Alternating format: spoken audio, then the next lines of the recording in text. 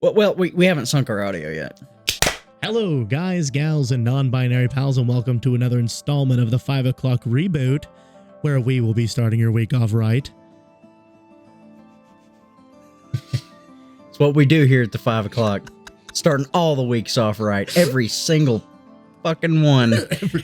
Yes, every single week. Every single week. Without fail, without missing 1 week. Sometimes you just have to listen to the same episode for 2 or 3 weeks. Who would know something about that? This dumbass right here. Who are you? I'm Chris. This is Chris. Oh my god, it's the Chris! It's the Chris. Whoa! I would say our number one fan of the podcast. Absolutely. Number one guy. Number one stand-up guy. Number one Chris. He's the number one Chris. Are you sure you go that far? I don't know if I'm the number one fan yet. You listen to our stuff more than anyone else. You listen to our stuff more than I do. Hell, I've done back and re-listen to this shit.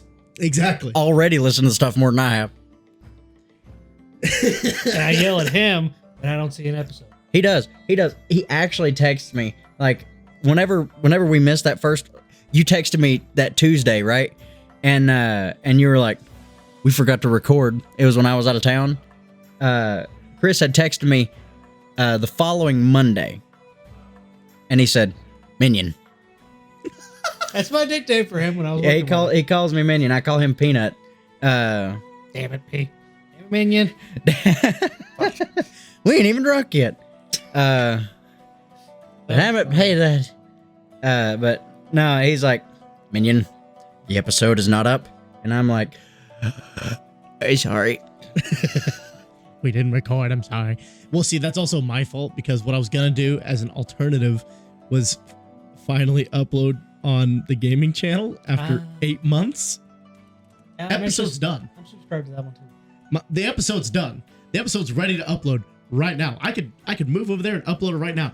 I just have not had the time to sit down and upload the video. It's literally, it's sitting in this SD card right now. It is in the chamber. All I have to do is pull the trigger.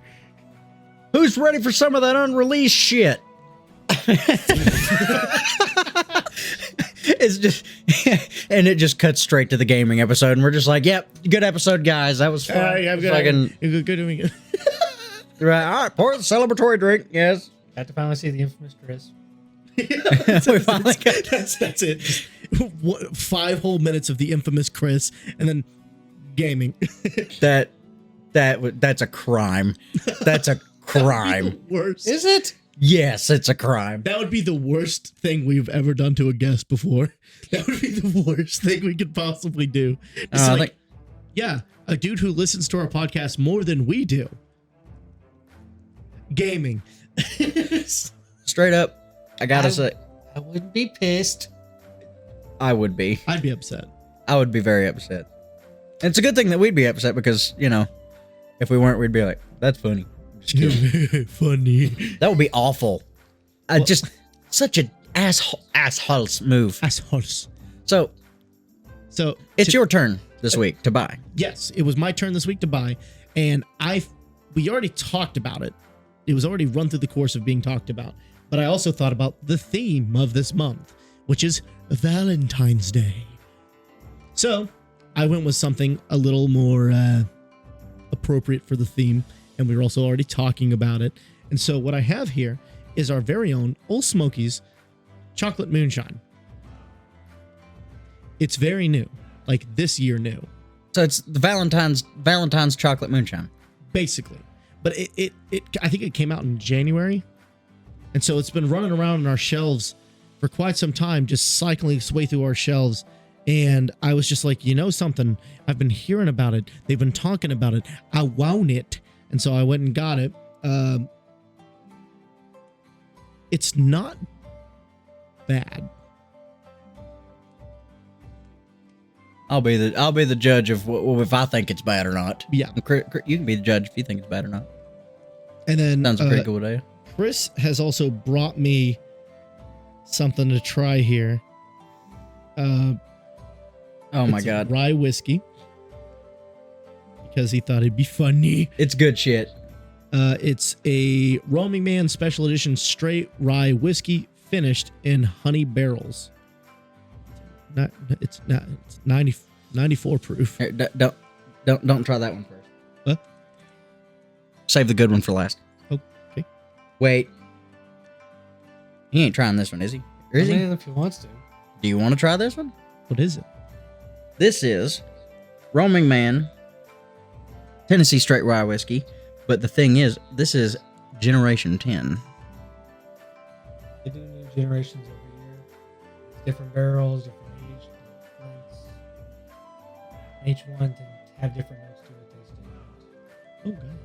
And sometimes, like, they reuse some barrels and stuff, so, like, the flavor just gets refined over time. Ah. The only issue with Roaming Man is you can't buy those generations unless they do a special sale.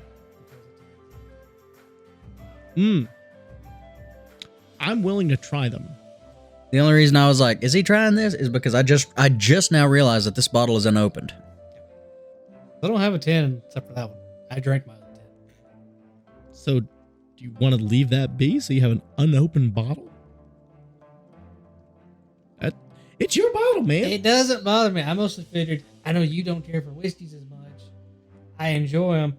So I figured you'd like the honey whiskey to say lower proof. And B, I thought it was a little smoother than 10. Then we'll stick with that. We'll stick with the honey.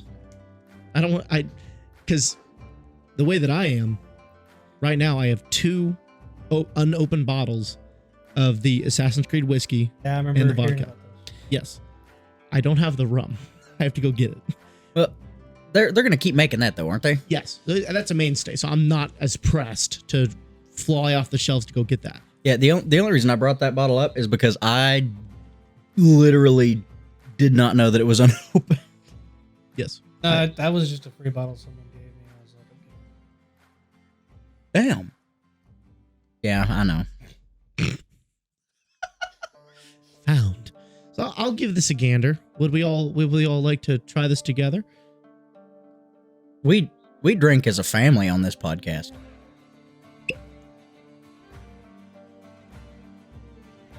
Yes. Fucking put the.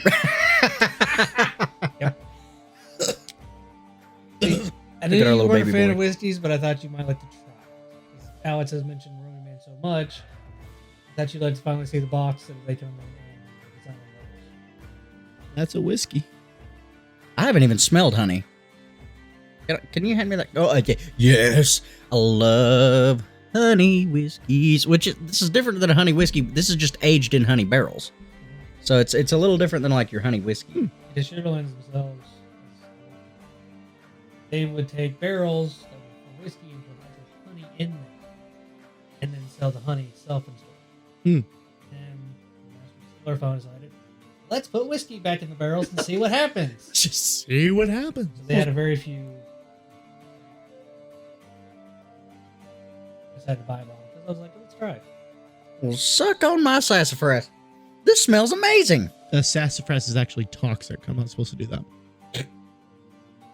I still make sassafras tea. I don't give a damn. What's a couple of organ failure?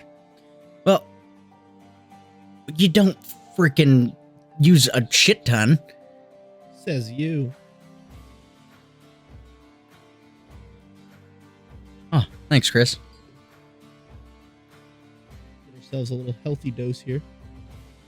Something to kind of work away the pain. Actually, the first time I used my shot. Really?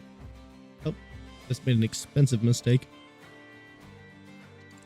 Oh my God! That is just. That's I will $1 give million. them this. It sucks trying to put that on.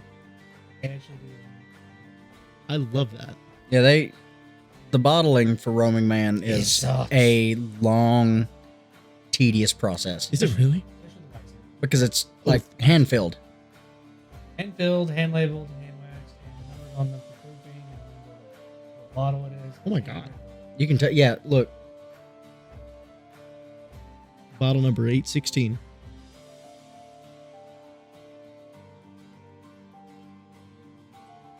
Yeah. Oh my God. This almost seems like a crime to be drinking this. I was not the one that wrote it on there. I actually got away without ever having to do any roaming man bottling. I got so lucky. You lucky I got bastard. moved out to the warehouse before that. All right. All right. Ladies and gents, first one's free. First one's free, me lads.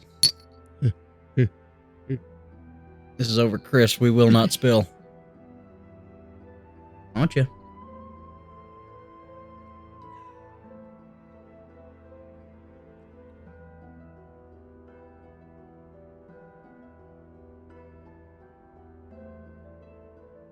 That's a crawler. That's wonderful. It's not bad. Oh, See? Yep. That build right here. I'll say that's a Very good heat warming. though. That's a good heat, especially for that strength. Whoa. Like it's not. Yeah, but you gotta take in mind, I'm a crazy idiot that has tried 190. I remember that. Oh my god. I actually had someone at work do that. I took Straight. it, and I had no reaction at all, and my artist still was looking at us. Okay. I was like, Yeah, I feel okay, but that guy looks like he's really fucked up, and it just pans over. It's just you just. I'm telling you right now, man. I wasn't 21 yet, so I wasn't allowed to do any of the tasting or anything like that. I was literally the guy that put glass on the line. And you did a damn fine job. thank you. You did a damn fine job at the filler, the corner, everything you touched on that line. That line. But The anyway, man who did bottles, the man who did everything else. pretty much. But anyway, like Pick up the slack, Wilson. we were changing out tanks, and the distillers were like, "Who wants to cry?" You know, and they didn't say that verbatim, but basically they said, "Hey, you see this little thing that You see this clear liquid? if I swirl it around, you can tell there's liquid in this glass. That's how freaking pure this shit was." And they said, "Who wants to try this?" And people were like, "Fuck that." And Chris said, "I don't give a damn." And he walked over there and he went, I had one employee who tried, couldn't do it. I took their shot, and then later on they went through it. Jeez, and crow. he didn't even stumble. Oh my god. I'm telling you right now, man. There ain't many tough like Chris. Jeez, and crow. My brother keeps saying that, considering I picked up a fridge. You picked up a fridge by yourself? Trying to put it in the back of my truck. Oh my god. And he was complaining because he wanted to get it off the porch, but then couldn't help me lift it that night. So I was like, okay, and I grabbed it from the bottom, lifted it, and pushed it in. Jeez, and crow. I mean, if you get angry enough, you can do just about anything. I remember this distinctly because the first time I got my washer. Yeah. So the guy was like having a hard time getting it up the steps. And so he kind of threw a little tantrum because he didn't have a utility doll. He just had like a regular dolly to move it. And I was like, we could just pull this through the grass. Those steps would make it easier. He's like, "No, man, nah, it's fine. I can get it up there." Blah, blah. I was like, okay. And so he struggled, and eventually he just kind of like gave up. And I was like, you know what? Fuck it. That's what I'm saying about this mic stand right now. Fuck it. And so like I went to my room, I grabbed all the belts that I could find, and I wrapped it around the washer, and I then proceeded to put belts in between the washer and the other belts, wrapped it around me, and just heave-hoed it, and just strongmanned the whole thing into position. It's 10,000 wonders that you did not destroy yourself. I thought that I was going to, but turns out if you're angry, you can just move anything. That was kind of like me in the fridge, because I had it sitting at the tailgate. He couldn't pick it up. I don't know why. So I was like, fuck it. Reached down, grabbed it by the bottom, lifted, pushed. Have you heard about the big strong man? His name is He's sitting on a Chris. couch with us. He can bench press 250 men. Okay, have you never heard that song? No. I have. Talking about me, brother Sylvester. What's he got? Oh, 40 medals on his chest. Big chest.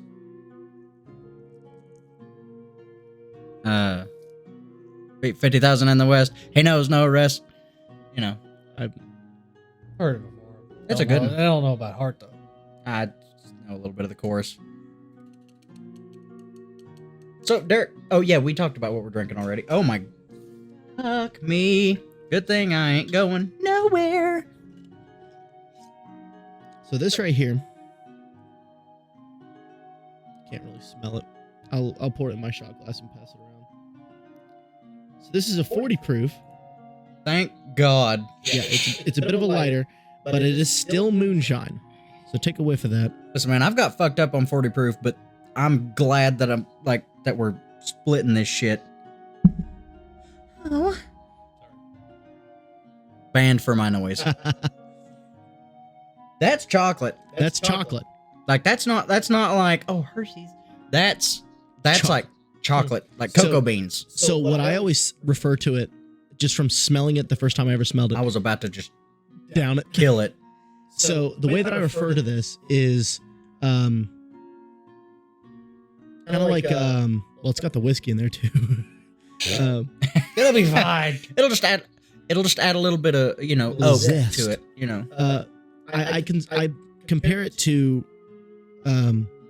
Pop-Tart. Fudge Pop-Tart. Yeah, it kind of does. I get that. But here's, should I tell you this now or after we drink it? I don't know what you're gonna say, but I kind of like if you have to debate, it sounds like it's something that would like blow our minds after. We'll do this. See, I'm just really eager to try the drink. He has no clue that I was just trying to get him to pour me a shot. I'm so smart. This will actually be the first Old Smoky I've actually tried. And it'll be one of their newest flavors. The Old Smoky actually has some pretty ballin' stuff, man. They do. You need to we did the orange shine sickle and the electric orange, which didn't get to get aired because it fucked the recording. Yeah. Wait, what? We did a versus episode that will never see the light of day. Damn. It was Because between either their orange cream and their orange cream and Sugarland's orange cream. so either this stopped recording or this mic didn't record. And yes, I still consider myself part of that. Say things about their drinks. And Ours. I'm proud to have worked there. I am very proud. And if the good Lord's willing, maybe one day I'll work there again. Maybe one day I'll switch sides. You would have a blast on the bar. I've been told that I would. Actually went up there drinking with my brother and his fiance and his family. And I told the bartender we had that I had worked there. And so he started joking around with me. And I covered my drink because I didn't want the shot that he was giving us. Poured it on my hand. Because he knew I worked there, so he knew he could joke around with me. It was Silver Cloud, wasn't it? No. It was actually Cole's Punch. That was actually going to be my second guess. I'm proud to say that I work for that company. That is an ass flavor. And yes, we will be trying it on this podcast one day. God. Listen, man, we can't have fives all the time. I mean, yeah, we got to search the peaks and the valleys. We got to let everybody know what's worth trying and what's definitely not worth trying. And after being 22 minutes in. After being 14 minutes in. Woo! Clinkies. Clinkies. Clinkies before we sinkies. Yeah, no, that was a great bartender. Launch here, me lads.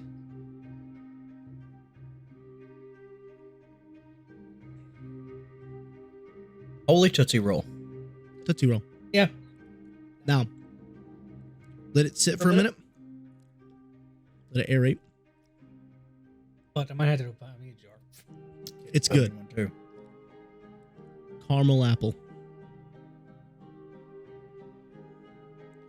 Kind of see it, but I haven't had a caramel apple. I'm getting the caramel. I'm 10 not years? getting the apple. I haven't had one in like 10 years. I had one not too long ago. I was actually like just craving it for some reason. That gives me ideas. Does it? What kind of I ideas? don't know if they're good or bad. Taking some of Sugarland's shine and mixing it with like their. I feel like you shouldn't do that. Yeah, it seems like a sin considering they're rivals, but I feel like it's a collision of two universes. Listen, but here's the thing, man. the apple. You gotta Oh my God. Oh yes. my Okay. fucking Now hear me out. Everybody's like, you got to keep that stuff. You can't mix the companies, man, because like they don't go together. But here's the thing, man. Fuck that shit. Fuck that shit. That's right. shit. This is art, man. This is the art of mixing the drink. You know what art is? Art is meant to be the blending of things. You know what I'm saying? Art is for people to come together over.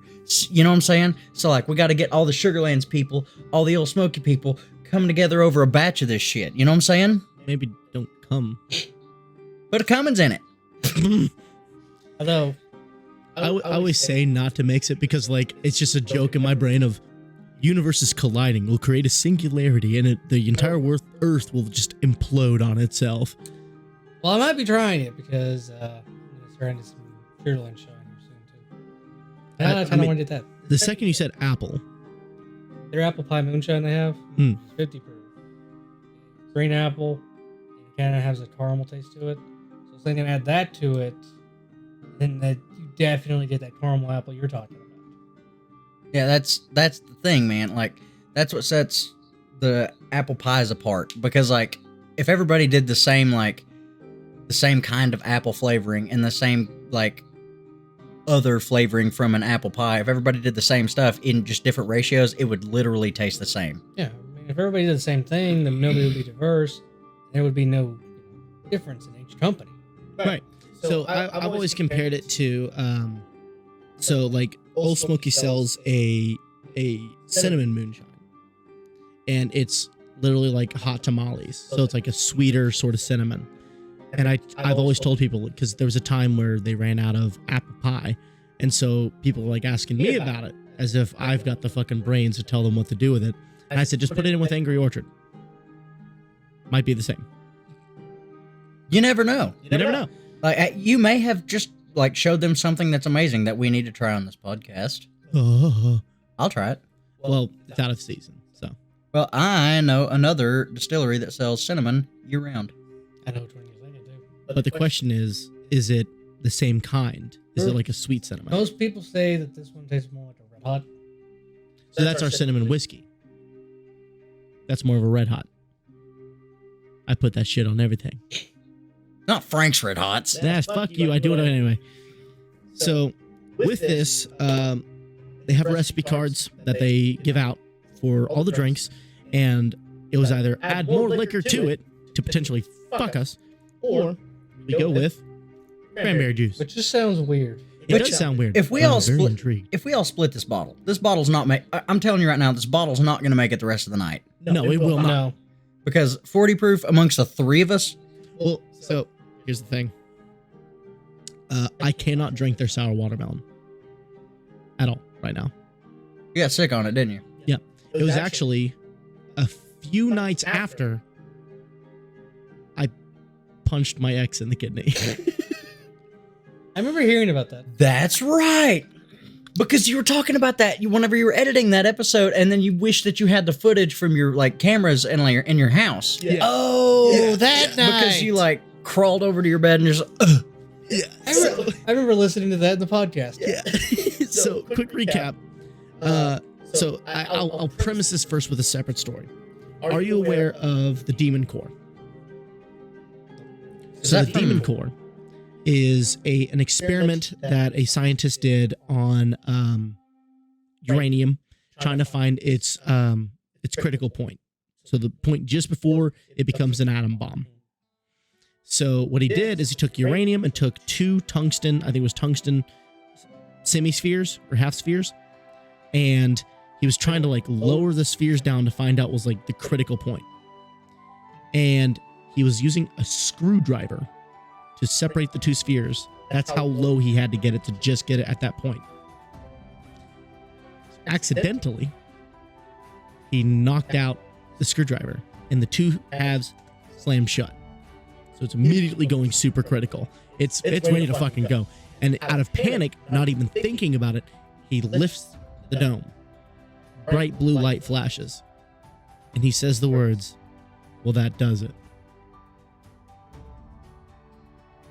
He died of radiation poisoning, obviously. But not to compare apples and oranges here, but I was just taking shots of sour watermelon. Just casually drinking. Just whoop, Which whoop. is a bad idea. And you created an atom bomb in your stomach. Yeah. So I just kept sipping on it, just kept drinking, kept taking shots. And then eventually I went to pour the drink and nothing came out. And I looked down and I saw an empty jar. And I said, that does it. Cut to me singing to my toilet until 3 a.m., begging for death. We've all been there. It was bad. Yeah, what was that thing that you got sick on there, buddy? That you couldn't drink there for a while. And it's so sad that you couldn't drink this because it's so delicious. No, I couldn't drink whiskey. I got sick off of Jim Beam Devil's Cut. Oh, Couldn't drink the water of life, could you? the water of life. And keep in mind, I worked in a distillery at the time, and I went in the barrel racks. So I smelled whiskey all day. Oh, God. I had gotten sick off of whiskey. Oh, no. I feel so bad for you going over to the barrel house so much then. That's painful. I didn't think about I that. couldn't drink whiskey for Ooh. because that shit fucked me up. Which, the drink that you got sick on, we will try on this podcast at some point. What was that drink again? Jim Beam Devil's Cut, which I actually have a bottle of. Oh, God. You know what Devil's Cut is there, buddy? What? Okay, so after everything's said and done with the barrels, right? Mhm. There's a little bit of moisture in the barrels. Moisture's whiskey. They press the whiskey out of the wood. And that's Devil's Cut. Pretty much, you have two different things. You have the Angel's Cut and the Devil's Cut. Yeah. The angel's cut is It's from what the evaporates evaporation. and disappears. The Devil's Cut is still trapped within the wood. So when the barrels are being decommissioned, they will take them and wring them out essentially. And that liquid they pull, they kind of combine with the other whiskey to just create the Devil's Cut. I hate that. I thought about bringing it tonight to let you try, Isn't it fucking metal, though? but That is more than metal. That is Death Wish. I wasn't sure. That's actually one I enjoy a lot. Death Wish is actually a coffee, but... Yeah. Shut the fuck. Sorry, I gotta get off this fly. Um, Okay, so to explain this little joke, a little while ago we were trying to figure out our audio setup because we had to rearrange some things. And Derek said, "Hey, I do all my thinking on the fly," and I said, and like it didn't work at the time, and I said, "Well, you better get off that fly." Wait, no, I said, wait, no, it was working. It was working. Your idea did work because we're doing it right now. Exactly. But I was trying to make a "Don't Call Me Shirley" joke, and I said, "Get off the fly." Wait, no. I said, "Congrats on stepping on the fly." I've just butchered this whole thing. That whole thing. Honest to God, I don't care. You're not going to be ready for when that comes out. That was the You're not going to be ready for that release. That's going to be like when Deadpool 3 comes out, because you're going to see Oh, to see something about it, and you're gonna be like, "Oh shit, that's wild." And then like later on, you're going to be like, "Oh shit, that movie's out." Very excited. That's for how that movie. joke's going to come. although I am curious. Can you drink bourbon? Bourbon and whiskey Yeah, I know. have like the same I know. algorithm. That's for what I was me. wondering though. Yeah. Do I just pour this in in a glass? Yeah. So we're gonna be giving this a gander. We're gonna see how it goes. Starting off with one shot, and I think we'll just progress to 2 shots each. Why not give it a goose? Throw him somewhere. Alex Wilson, you mark my fucking words. Get the pen and paper. Oh, Mark it. this is not pen and paper, but it works. I have a folder of things, and this is going in, and I need you to know. First I heard of it. A folder of things. I think I've talked about it on the podcast. I call it wisdom from friendship. It's just crazy shit that my friends have said in the past. There it is. Oh yeah, previous 30 days. Who was the last one that added to this?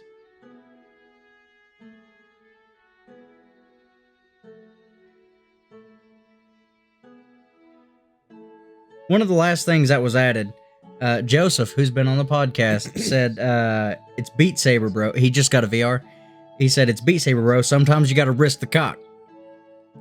because he was like swinging it around, and I was like, "You're gonna hit my dick," and he's like, "It's Beat Saber, bro. Sometimes you got to risk the cock." Have I ever said anything in there? Now I'm curious about what wisdom I've given Alex Wilson. Hell, I'm curious now. Yeah. Buddy, there's literally no telling. I don't know what I've put in here. I'm usually in a I'm in a wild state of mind when I put shit in here, which is why I'm about to put what you're about to say in this folder. My buddy Smoke said you got to measure the smiles per gallon, which actually came from our manager Ray at the time. But see I here, still use that. Miles per gallon. it's so wonderful. Gas mileage. Yeah.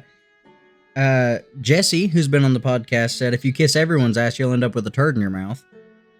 That's true. Yeah. Jesse said a lot of shit that's in here. For the reason people don't like me, I don't kiss ass. That tends to happen. I'm on the same boat. Kai, who was on the podcast, said, when in Rome, I got popsicles. He was talking to his wife because she got mad about him buying popsicles. If you haven't heard that before, check out some of our previous episodes. It's in there somewhere. Ruffle through that one. I see here. Somewhere in the 30s, I think. I actually put one in here that I said, you can't swing what pokes. Yes. Yeah, I remember that one. Still needs to be a shirt. Yeah. There's a little saying that was going around at work. It said, if you don't, we said, if you don't want to do something, don't be good at it. So I wrote down, I said, don't have a strong back if you don't want to shovel shit. Damn. That's a good one. Yeah. I know. I love that we're just casually just brisking through and just not even getting to the drink. Isn't that what normally happens with us? I mean, it's true. Yeah.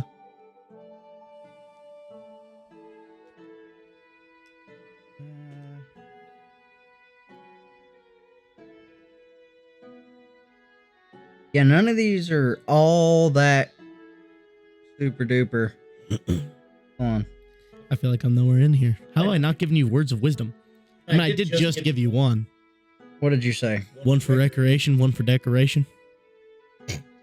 Which literally just came off the dome. A lot of shit he comes up with. Yeah.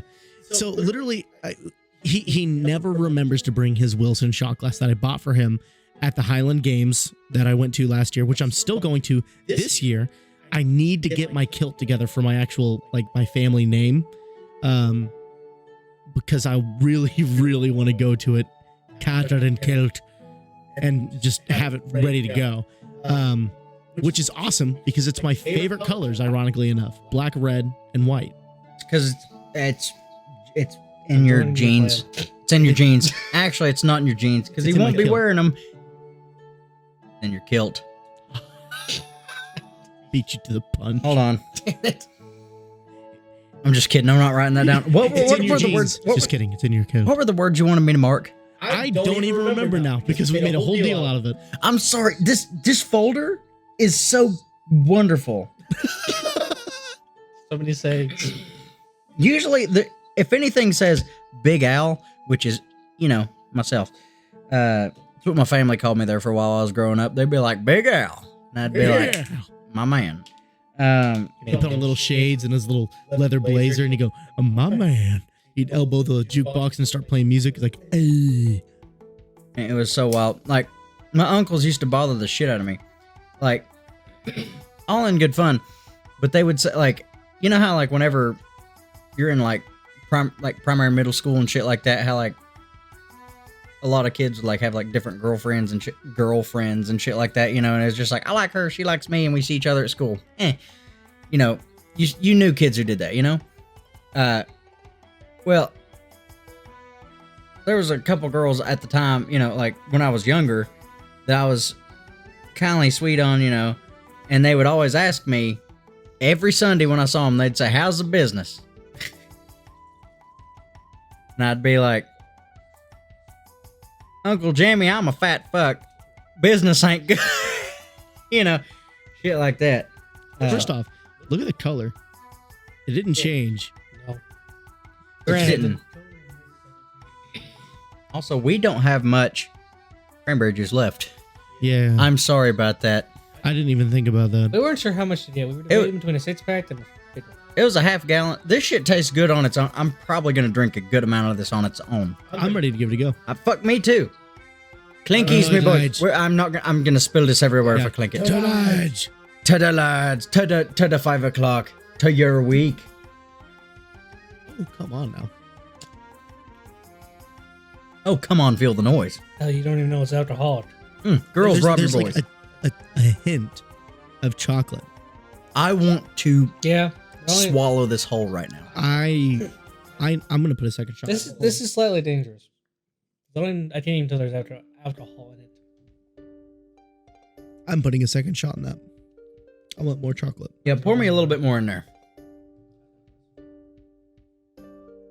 Huh? Oh, sorry. I thought you said half glass, and I was like, fuck yeah, I don't mess around.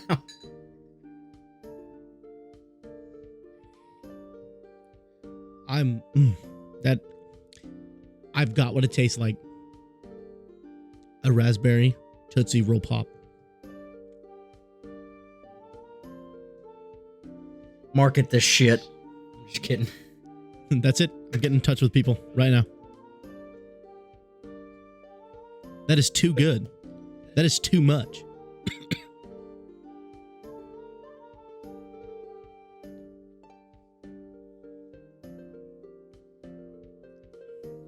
Oh, come on. That's too much. That's too much. That's too much. This is the best mixed drink we've ever had. Oh my god. That makes it better. 2 shots and then cranberry juice. Come on. You can't even tell it's alcoholic. No, you can't. No. Not That's even with the 2 dangerous. shots That's in really there. dangerous. Oh my god. We're going to have this bottle killed before the hour. Before the hour.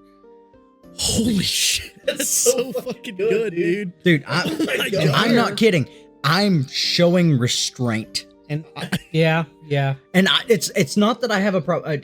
I don't have a problem. Okay, obviously you can tell I don't have a problem drinking. I also don't have a problem where I drink too much. But this tastes so good.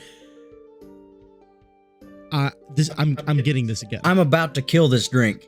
Like Yeah. right now. I might just have to buy me a bottle. I'm getting this recreational. Yes, Shannon same. needs to know about this. Shannon needs to know. Shannon. She was great. It was nice meeting her for the first time. Shannon about. I'm so glad you got to meet Shannon. Dude. You've heard so much about Shannon. If you've listened to the podcast, if y'all are here and you've hung out with us for a while, you know all about Shannon. So my question for you, Chris. I know that we're not like celebrities or anything like that, but is it weird for you to finally be like integrated into what we do and what we deal with before we go and do the podcast and everything like that? Because he went to Waffle House with us as well and met Shannon. Absolutely. Not really. It was just, I'm not used to being around a bunch of people. Yeah, we had the whole gang there today. Everyone from work came with us too. Because I was just thinking about, I was like, it's like you listen to a podcast, you listen to everything they talk about, you know what they're talking about, and then all of a sudden you're just like, I'm here. Yeah. It was a little weird being actually here for the first time because I wasn't sure what to expect. Right. And now you've learned. And to be honest, if I wasn't having to work the schedule I work now, where in about 2 hours I'd be getting up for work and getting ready, I would actually come on more. Which, as time goes on throughout the year, there are times that we may record on a different day. It's happened. It's happened. There's some days where we've actually chose to record on a Wednesday instead of recording on a Monday. Some days we've gone on the fly and we're just like, hey, podcast needs to upload tomorrow. Can we record tonight? Yeah, like, listen, man, speaking of those times might be coming up. I'm looking at a 21-day stretch here. Oh, God. Like, next week, starting. So, Unless, I didn't tell you. what didn't you tell me? I got offered a job at work today. At your own work? At my own work. So this guy comes in and he buys $1,000 worth of merchandise. Damn. Like it's nothing. And I was like, just joking. I was like, damn, I wish I had a job where I could just spend $1,000 in one go and just not even bat an eye. And so we're like taking all the merch to his stuff because he asked for help and he bought a lot of shit. So we're going to help him. And he was like, hey, were you serious about that job thing? I was like, I mean, making more money would be really cool. So he was like, Hi, my name is so-and-so, and I work at and he just starts ramping off about what he does, the job that he has, and he just tells me, like, hey, if you want to do this, give me your phone number. You and I need to talk after this podcast. But he's a broker, which is a hit and miss job. Yeah. So, because you have to sell things. But I mean, You and I both talk for a living. literally. Yeah. So, I don't you know, it's not to say that I'd be good at the job, but I think I'd fit the part pretty well. You pretty could damn well. kind of sell ice. I kind of can. sell ice to you know, indigenous people. I sell a woman with white gloves ketchup. You know, I sell home insurance to a homeless man. I think the first time I heard that expression. It was the first time I ever heard that. The selling ketchup to a woman with white gloves. I heard that a week ago, and I was like, "Holy shit! Write that one down. Can put that." I was in the watching back pocket? YouTube today and heard it. Oh, really? Yeah, I put that in the back pocket. Left that one there. But no, for me, I mean, I'm off on Friday, Saturday, and Sunday. But because President's Day, day off, and it's a Tuesday off, so I'd actually be here with you guys. We appreciate you coming on, man. I've been wanting you on this podcast for so fucking long. He has talked about you so many times because, like, I was like, dude, we actually have like a fan, someone who constantly listens to our shit and actually enjoys listening to our stuff. Oh my fucking god! I completely forgot. You know JD. Absolutely, I know JD. That right there. Now I know JD. Yeah, now you know. I drank with him on Friday. I had 10 beers. So there was a buddy of mine who I worked with at where he works now, and I met him first, and then I met Alex, and me and JD, we kicked it off. Like, I mean, you know him. Hilarious. He's hilarious. He's a genuine dude. He's really funny. I fucking love this guy. And I knew him before he was married, and then he got married, and he gave me some additional news that I'm not going to say on the podcast just because that's his information. But he's coming on the podcast. Not a fucking shadow of a doubt in my mind. Yeah, he texted me. Like, I got the notification that the episode uploaded, and then 2 hours later he said, "Nice episode." He told me, he was like, "Dude, you guys are fucking funny." Yeah, I gave him your number. I figured it was okay. Oh, yeah. Dude, because I've got him on Snapchat. I've got him on Discord. I watch his live streams all the time. He live streams? Oh, yes, he talked about this. He's a gamer, my boy. I forgot about that. Yeah. JD. I'm sorry I forgot about your streaming. But yes, so I've known JD for years. Like I said, super funny guy. Me and him actually bonded over YouTube bullshit. So like Oni Plays, where he does like the animations and stuff like that, just dumb shit. But then he messages me out of nowhere. Just sends me a random Snapchat. He's like, "Hey, so it turns out you know JD," and they're all drinking and having fun. And I was like, oh my god. I had all but forgotten about JD. All but forgotten. You're not going to believe this. You know who's his neighbor? Hmm. Jesse. Seriously? Now, yeah. Well, he did say that he knew Jesse, and that's how he met you. Yeah, they go to church together. Yeah. And it just, I hate how small this world is. I really do. Because this town is pretty big. Well, the area. Because people don't just stick to Severe or But Pigeon Forge. majority of people still know everyone. Yeah, it's ridiculous. You can't go to the grocery store without running into somebody. You can't throw a stick without hitting someone's car that you already know. Oh, I know. It's annoying. I deal with that all the time now. Probably the reason you throw a stick, because you're like, oh shit, that's so-and-so's car. We're cool. Get their attention. Go over and piss on their tire, which I've done to one of my buddy's cars.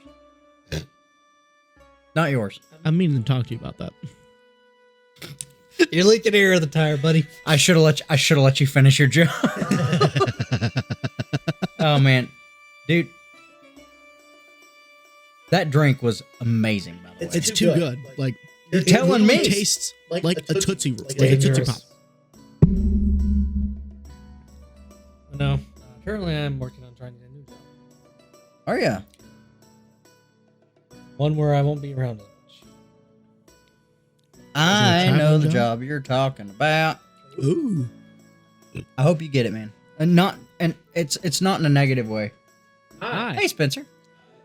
But Special guest. yeah. But knowing your goals, Spencer? that's Oh, he has his camera as well.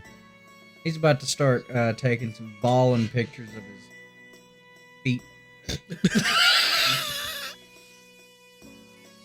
He's got shit to sell. That's right, dude. When you clip them toenails just right, you got to do it. You gotta send it out, man. Got to go to the OF. Oh, shit. No, I would sell feet pics. Sorry. my plan is to try and become a truck driver. So I'd be over the road. That's a really good job, though. But hey, But if you were a truck driver, you could be like, hey, you know what? I've already made so much money these couple months. I think I'm going to spend a Monday with the boys. Spend a Monday with the boys. which is one thing. I have to take, some time home and actually hang out with you guys. Plus, hell, while I'm on the road listening to the fucking podcast. Yeah. He can spread the word of the 5 o'clock reboot. He'll be the apostle of the 5 o'clock reboot. I get so worried sometimes when I talk about the podcast. I can't talk about this podcast at work. Well, of course not. But I will say, whenever I do talk about the podcast, 9 times out of 10, it's like, oh yeah, and they'll subscribe, and then it's like, they don't watch. Of course. And I'm like, I appreciate the sub. I really do. It means the world. Just give us one shot, man. One shot. Well, so I always say, whenever I introduce someone to the podcast, I say just skip the first few episodes. Elephants. Elephants. That was the best fucking bit that I've ever done on this It podcast. was the best episode, but the quality was so shit. Line them up, Joe. Sorry. I'm gonna probably I want to go ahead and kill this bottle, so I may introduce a third shot. Mine's still full. If you introduce a third shot, if you're not careful, I'm just going to drink all of it. Well, Great. this might hold 2 more shots for you, and 1 more shot for me. And here's the thing: this is the first time that I've kept up with you to this degree. Yeah. That's 2 shots. Let's get your third one.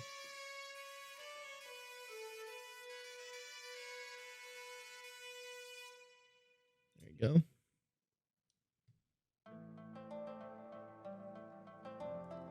Okay, now this is the straight stuff, but I will say it's 40 proof. But again, that 40 proof fucked me up. 40 It's proof not so fucked you much up. the proofing; it's the content. The stuff that I fucked myself, that I got fucked up on I woke up one night at 2 in the morning, passed out early, woke up at 2 in the morning, and I said, I really want to know what it's like to just wake up and get a little drunk. And I drank half a bottle of 40 proof and passed back out. It was wonderful.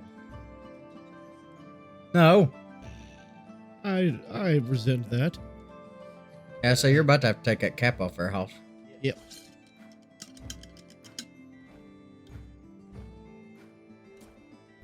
See what I can do online.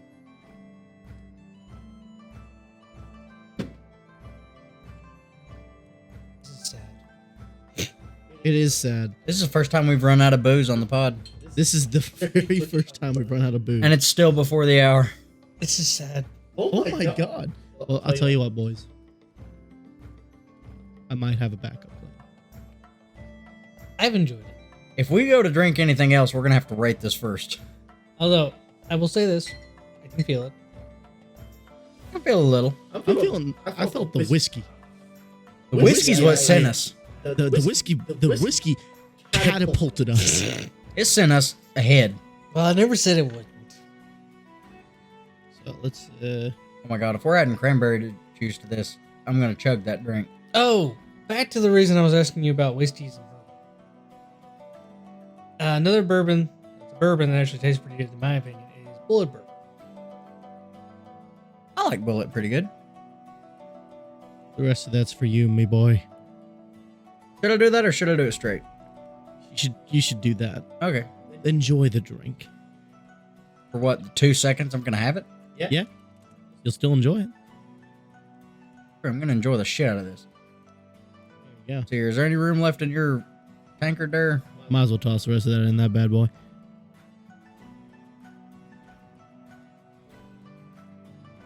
I'll introduce another drink if we feel that we need another drink. I thought I brought my tankard. I'm glad you brought your tankard too. ball That's tankard. sexy. Either sealed. You're the most prepared person that's ever been on this podcast, and we host the damn thing. I actually picked this up when I was in Alaska. Yeah, I saw the last one there. That's pretty sick. That was so cool, man. He sent us pictures from Alaska. He sent me for pictures from Alaska. He's never met Derek before today. Mm-hmm. But dude, gorgeous country up there. If I could, I'd move out there. My goal was to have a farm. Alaska's not very much for farming. That is also true. A little cold, huh? I feel like that's the first thing anyone ever not said. as flat as you'd think. Really? There's some flat parts to it, but there's a lot of hills where I'd like to be. So I have like a simple dream. I just want a house with multiple rooms for multiple activities. I want an office, a gaming room. Before I die, I want a study. I want to be that dude. I want to be the dude in our day and age that has an actual study where I will sit, read books, file my taxes, do work, pay bills while smoking a stogie. And then if I ever have kids, they'll remember me whenever I crawl into a hole and die because they'll walk into that room and they'll still smell the cigar smoke. Damn. That's my fucking goal. You painted a picture right there, bud. Yeah. I'm imagining, because I don't know what kind of dad I'll be. I'll probably be like an okay dad. But that right there, that's the end goal. That is my American dream. Everyone's like white picket fence, family of 5. I don't give a shit. My goal is to move out west, start a ranch, not have anything crazy where I have to try and make a living off of it. And if I ever have kids, have them grow up on it and realize what it's like to be on a ranch and be away from everybody. I think that a ranch is a great idea too. And then leave something for them when I pass. If I ever have a family. Yeah. You've been watching Yellowstone, ain't you? No. I'm just teasing. I'm teasing. I'm sorry. See, like that's actually very noble because Yes. that is a way to have a lifestyle that gives your family an ability to continue on after you leave. Yeah, I mean, I would just be leaving my kids with an empty ass study. Not a damn thing. Just an empty study to be like, damn, this smells like dad. oh my, Having enough cattle so I can naturally sustain myself. be That's like, about it. be like me with my dad. Anytime I smell someone smoking Marlboro Reds, I'm like, Don't come around my job. I'm just teasing. He's Nah, like, trauma. no, I've got no. It was pretty good. It was pretty good. You know, actually, I have my dad's banjo. Really? If you ever see me playing the banjo now, Yes. it's my dad's banjo. Oh I've my seen you God. play it. I am still. I will not be satisfied in life. I could be in the Fortune 500. This podcast could take off. I could finally become a successful actor. I will not be happy until I learn how to play the hurdy-gurdy and own one for myself. I will not be happy. That dream's achievable. It is. That's very achievable. Because see, hurdy-gurdies are not that expensive. They're like $500. Burns instrument is This drink is. I'm sorry. This drink is too fucking. I'm gonna try this out. This drink is dangerous. With 3 shots in it, I've got 2, but this drink is dangerous. you still can't taste alcohol. God. You still can't taste alcohol, and the cranberry just adds that hint of it, like which really makes it feel like it's a chocolate raspberry candy or chocolate cranberry candy. Yeah. Am I going that is- crazy or is there 4 vapes sitting there? Huh? Yeah, there's 4. I've got a problem. Just making sure I'm not seeing shit. I I've got only a saw problem. 2, and I was like, Chris, maybe you need to slow down It's because very you're- unusual. because your shot glass was covering up 2 of them, and I was like, I was like, No. I said, no. Chris, please calm down. Oh, there he goes. Spencer's left the building. He's out there Special ghost guest. hunting. I love this because, like, if anything goes on, like, over there, because usually you can't tell. Yeah. But, like, now it's very obvious. You're like, it's great. I love it because it's just like, it just makes this episode feel so real, you know, which all the episodes, Special guest. I was gonna say, which all the episodes are real, though. Like, I think the only thing that you and I have ever, like, fucked around on, like, and been like, we need to try this again is the assassination. Yeah. I remember hearing it. Like I didn't see it, but I heard it. It's so much funnier to see because he's literally just like, I wonder what his affiliations are, and I just come out of fucking nowhere. What that sounds like. I didn't even process that. It's just, I wonder what his affiliations are. Yeah, I wonder what his underground affiliations are. Anyway, and then like there's a beat, and then it's the shing. And then like the rushing and me putting on the headphones and I'm just like, hello. I mean, I'm sitting there and I just hear him talking and you're not there. And then I just hear that. And then you're there and I'm like, I wonder what happened. that didn't even process the thought that will be on Spotify. Speaking of Spotify. He's there. I'm kind of. Let's give it a couple minutes. What are you trying to do? Looking at Anchor. What? Anchor. It's the podcast app that we're on. That's how we upload to Spotify. If I can figure out how to do it, I can actually get it to upload to also iTunes, stuff like that, or iPodcast, whatever the fuck it's called. The top episode is still episode 2. You know why that pisses me off so bad? Because it's so bad. That's the episode that I wish could be That you wish should be gone? forgotten. We got sick of the vodka. And the crazy thing is that vodka was super easy to drink, and it was $7. Rain? Yeah, it was $7. That is nutty to me. Hey, we're averaging 2 plays per episode, which is one more than it was yesterday. Like I said, I just keep going back and listening to them when I have nothing else to do. Because I'll sit there and I'm working and I'm a flagger. Nothing to do but sit there and at times and just And flag. So I will sit there and I will replay podcasts I've listened to just so I have something. I get bored and I start falling asleep. I mean, hey, at least you listen to something. And at least it's us. 4% of our listeners were 60 plus. Mm. Well, 4% of the people that's listened, period. Mm. Who are you? We also have, which I've brought this up before, we had a less than 1% that came from the United Kingdom, Yes. which was different than the less than 1% that was France, which is still there. They don't listen to us anymore. Rich? The French. God. They definitely don't listen to us anymore after that one episode. What? I made some joke about a white flag, and then I was like, well, there's our less than 1% gone. I remember that one. Yeah, it was that one. I was like, well, Chris, it's you and the person from the UK. Oh, and yeah. then we made a joke about the UK, and I said, well, Chris, it's just you now. Well, Chris, it's just you now. We're talking to you. Which is great, because, like, the person that we're recording this podcast for currently is with us. I feel like he's going to listen to it, and then the second that you hear your own voice, you're going to be like, all right. You gotta finish it, dude. You gotta finish the I already episode. planned on not listening to it. I hate my own fucking voice. No, Chris, you sound great. That's the reason why we don't listen to the podcast, is because we don't like listening to ourselves speak. I know, dude. That's the reason I'm not a professional musician right now. No, I hate my own voice. That's why. Exactly. And like the funny thing is, Maddie and Liz, they both love our podcast. Really? They fall asleep to our podcast. One time. Oh, Yes. They literally cannot, like, they will put it on specifically so they can sleep. Maddie, Liz, and Chris. You know who else sleeps to our podcast? Who? Dan. Dan? Daniel. Daniel!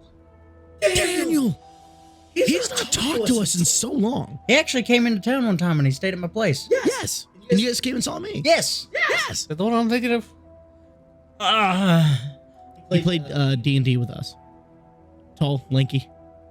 You never met him. Oh. And they the one lived next to Isaac. Yes. Yeah. Because I did meet You've him. met him. You've met him because you've been to fucking Isaac's. Because that's when we worked on my exhaust.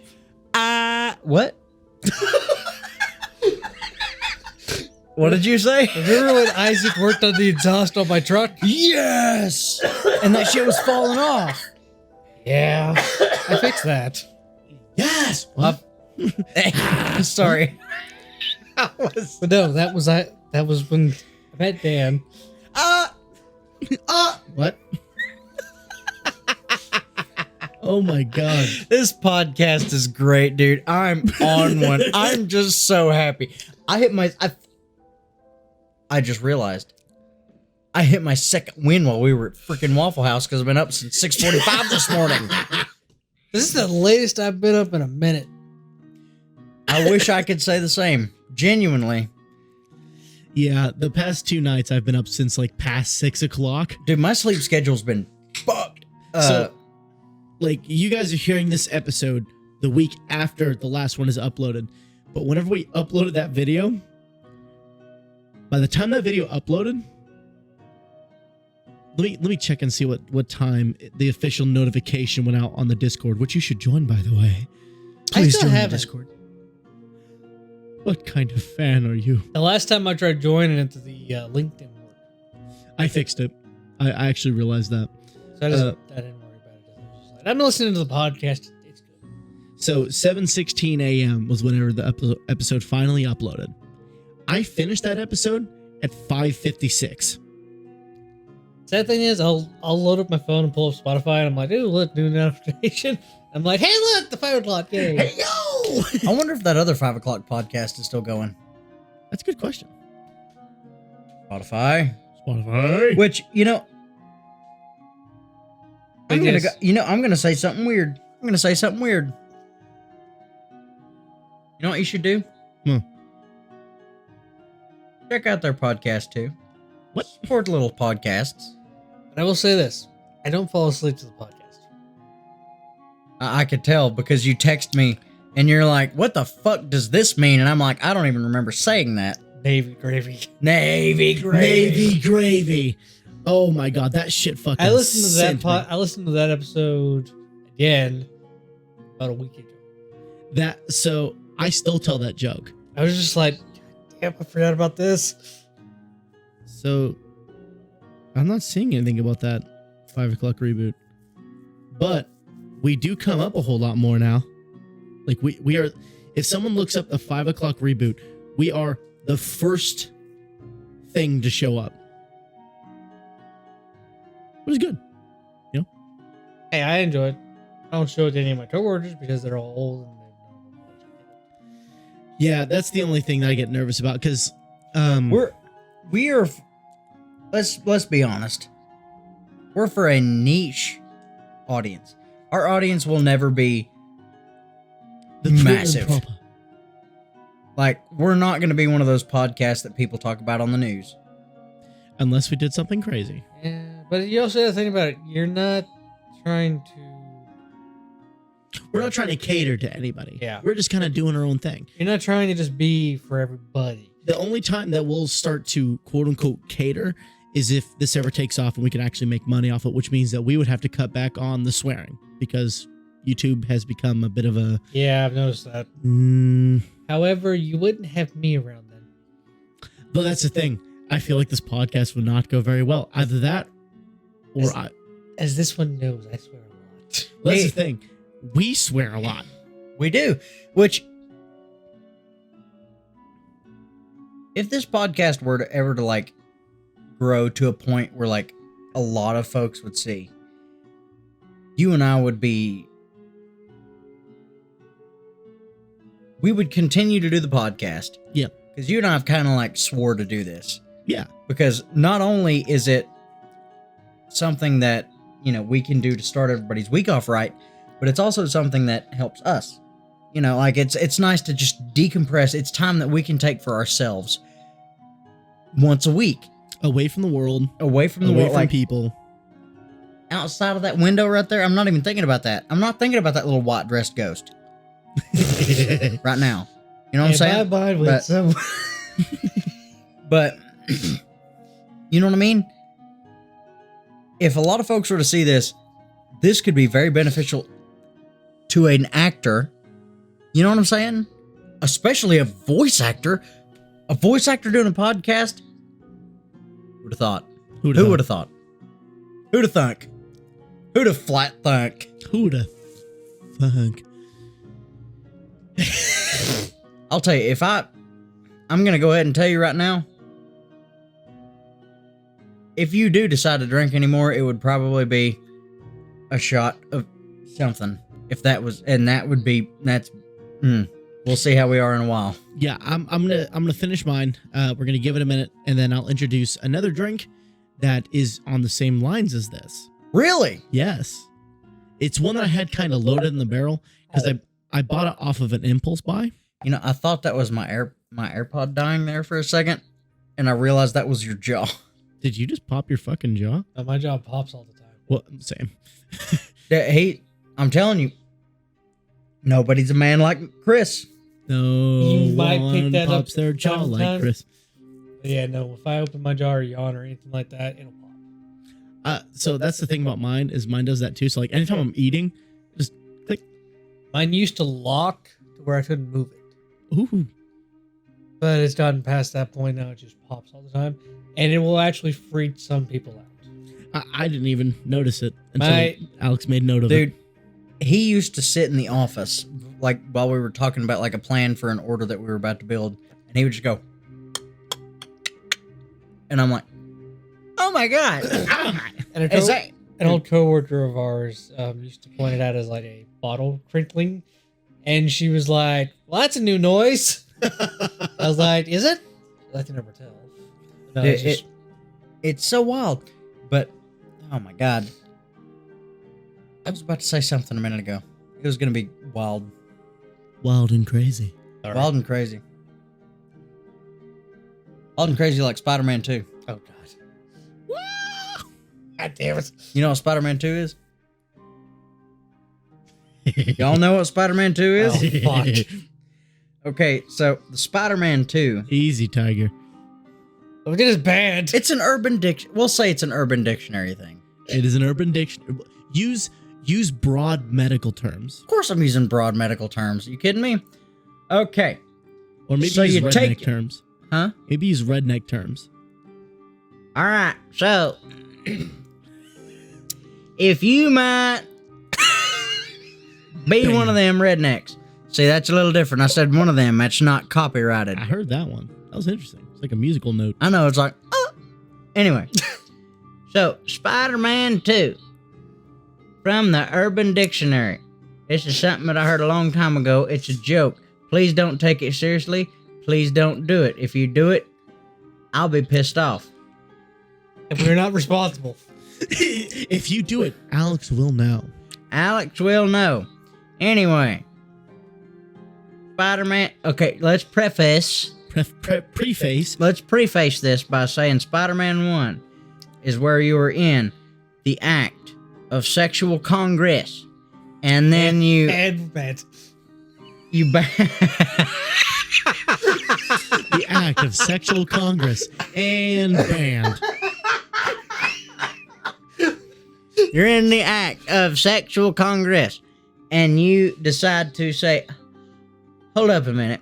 And you take care of yourself to take the finished product into your hand, and then you shoot webs.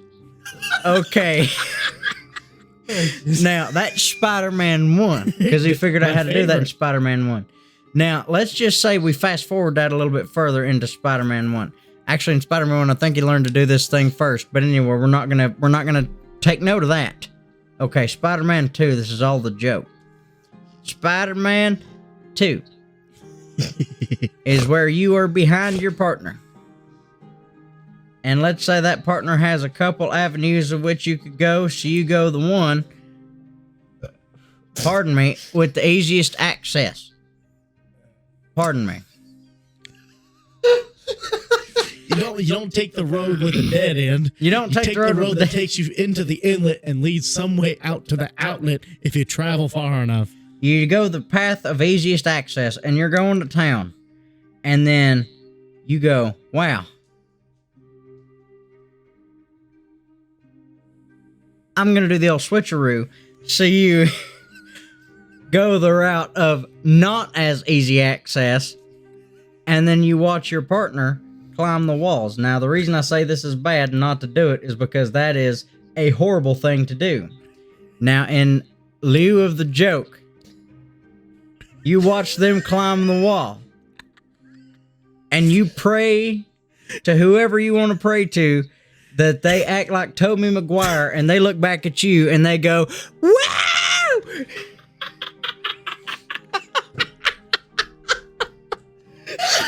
Oh. Damn it.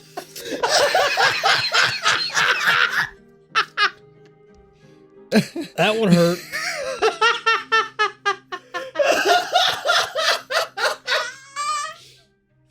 And folks, this is what I've been listening to all day. You was like, Son of a bitch. It's the funniest visual. It will never not be funny in my mind. Just for your partner to be freaking out there for a nanosecond of like, and then turns back and goes, wow!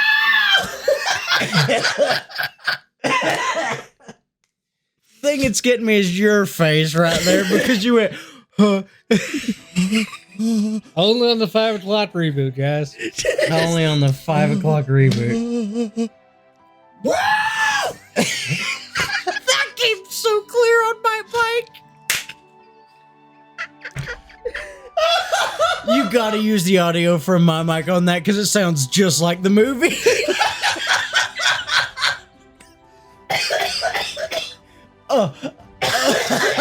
While we wait for Derek to stop dying, My stomach hurts from And laughing Alex. so hard. Oh my god, that will never not be funny. oh, Just visualizing for a moment. TikTok, take a breather, calm down. To be in the act, and then just like switcheroo, and they're just like just trying to start climbing the walls and shit, and then they realize at that moment, wait a minute, hey, this is pretty good. And he goes, "Wow!" You're This gonna is want to like cut the down your R2D2. time on that there because that sounded horrible for like 3 seconds.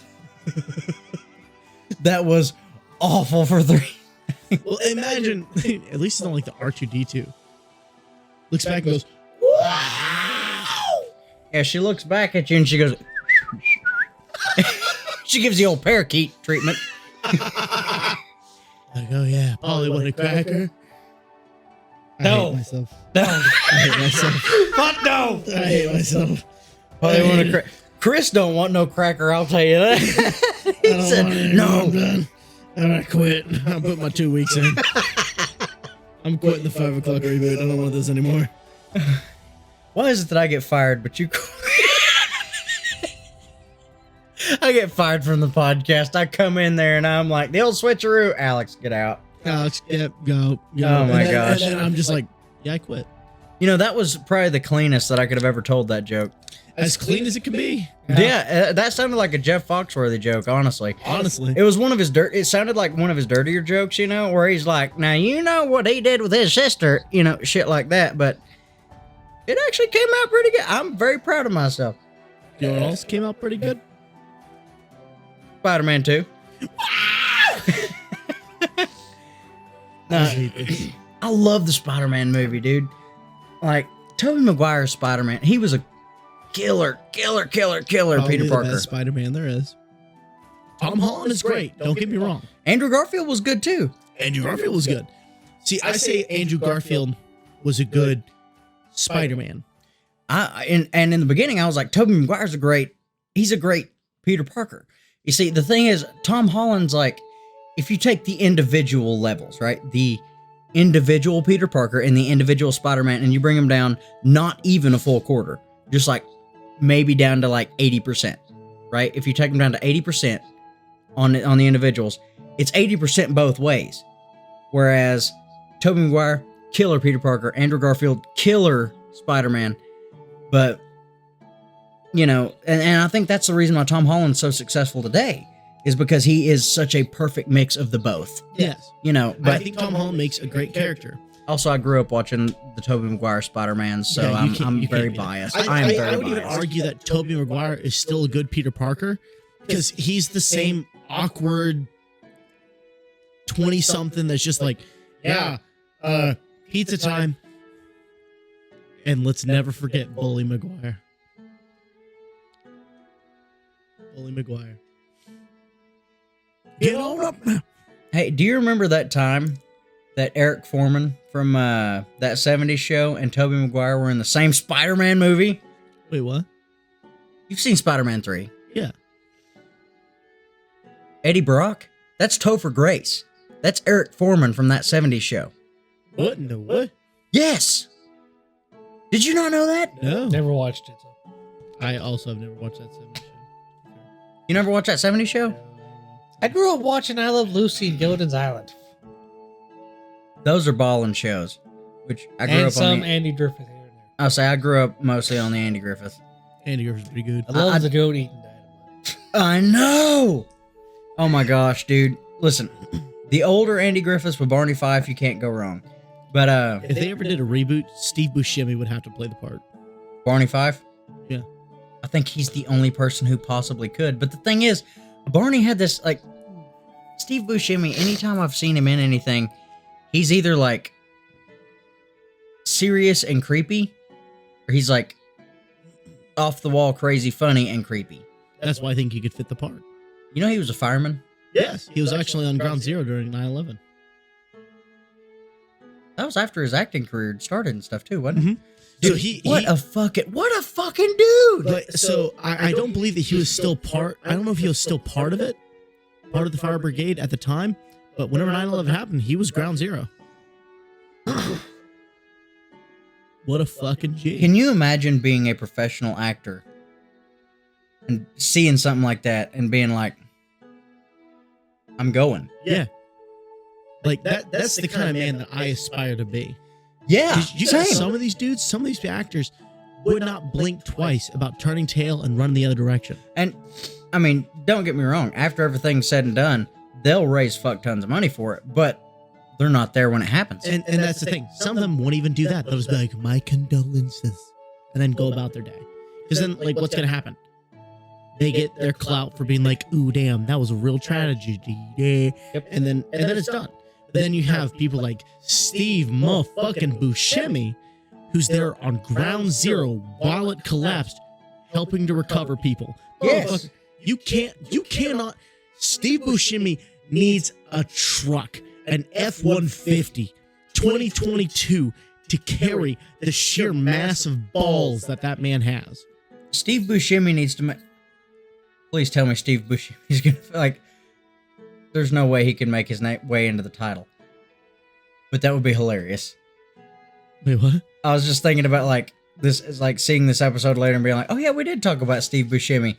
But, like, what if he found this? Because one day he's like, does anybody still watch my shit? And he Googles Steve Buscemi, and it just so happens to be the day that we release the episode. You know what? I'm going to make sure that we hashtag Steve Buscemi.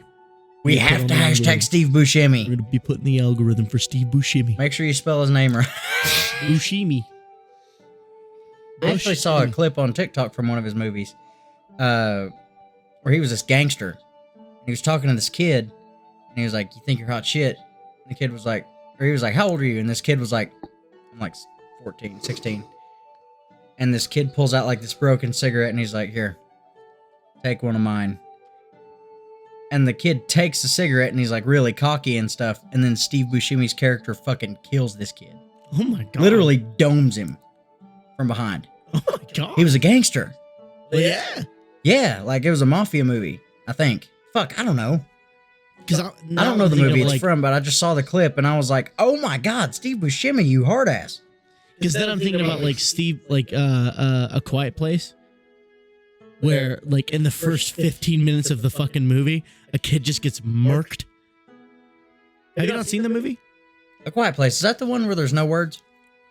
They can't speak because there's creatures that are on the planet now that if it so much as hears you utter a word, it will come at Mach Jesus speeds to come and kill you. So its hearing is like the sense of smell for a polar bear. Yes. And so in the first like 15 minutes of the movie, they're like going through grocery stores and they're like scavenging for stuff. And this kid finds like a toy and they're like, ooh, toy. Oh. But the dad comes like out of nowhere and snatches it up and takes the batteries out. And it's like, hey, no toys, no batteries, no nothing. And so the sister gives the kid back the toy. Then the kid is looking at the batteries. So he puts the batteries back in the thing and they're walking back along the trail. And out of nowhere, you hear starship noises.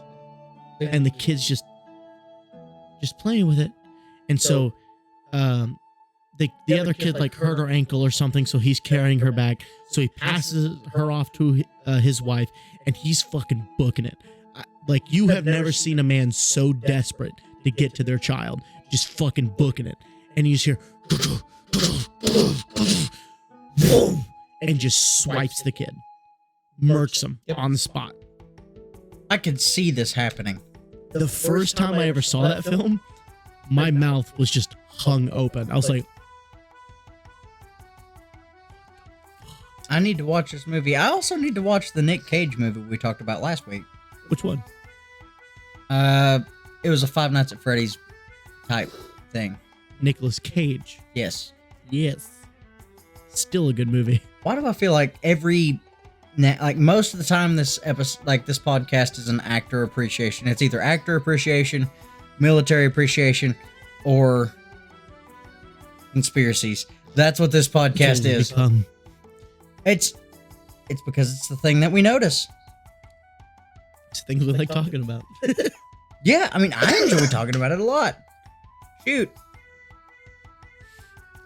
I'm very surprised at how well I'm keeping together right now. Yeah. This stuff was dangerous. It was dangerous, but it wasn't lethal. Not yet. Good minion. No, for real. Like, I'm not even like, you know? You seem like you're right on the brink. Do what? You seem like you're right on the brink.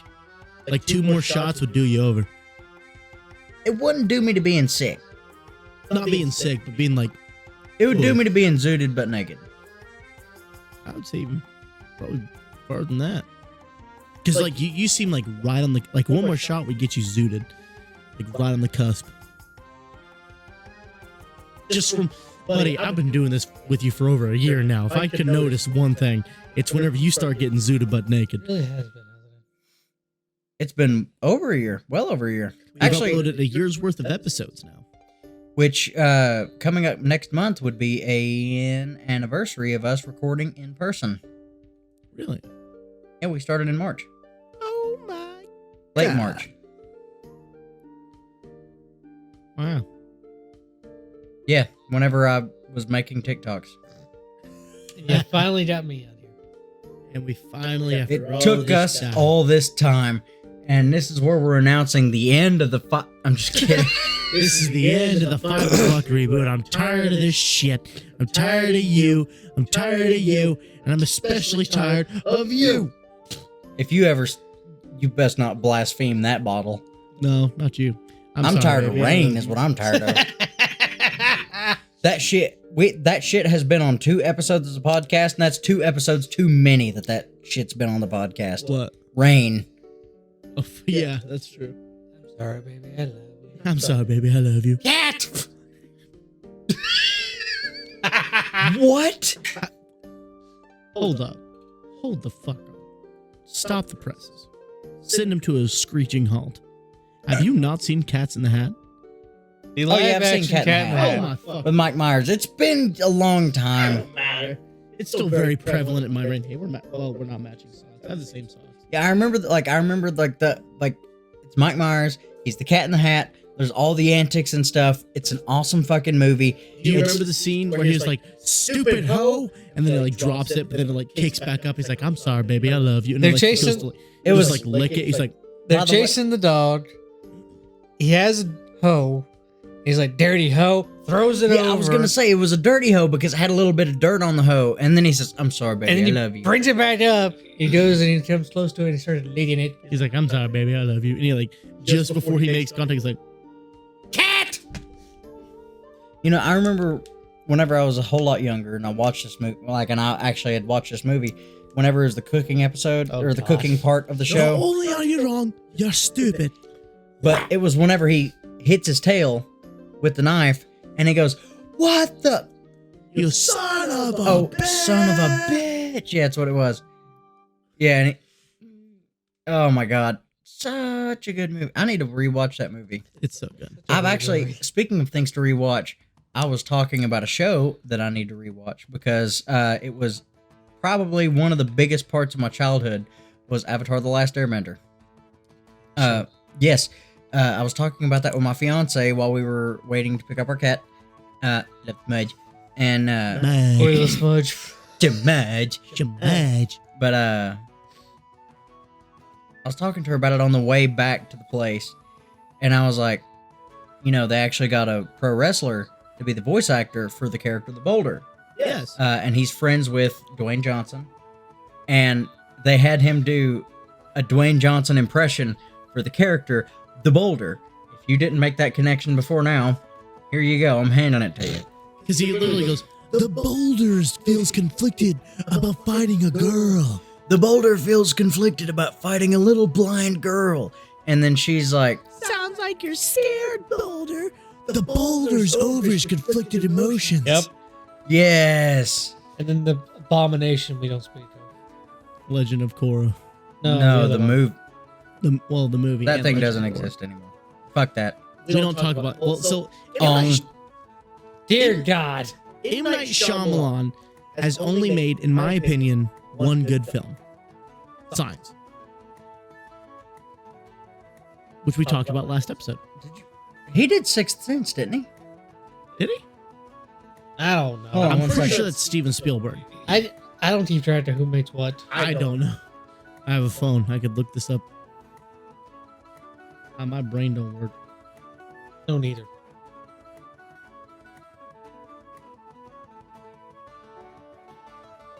Yeah. Oh, he did do the Sixth Sense was good. Okay.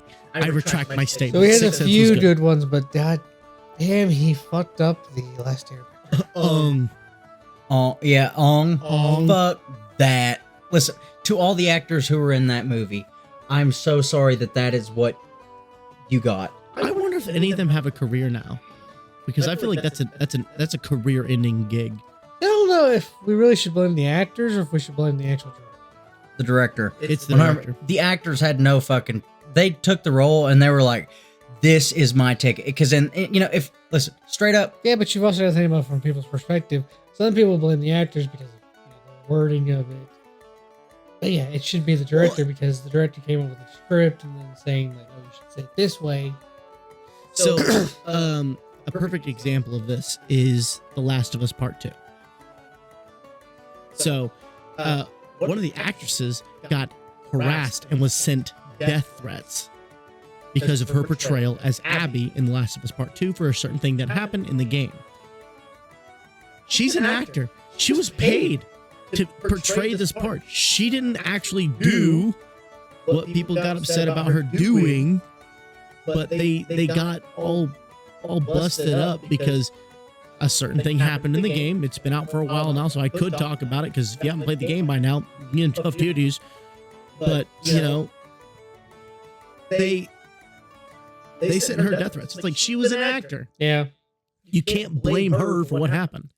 the kid who was Aang in The Last Airbender, Noah Ringer,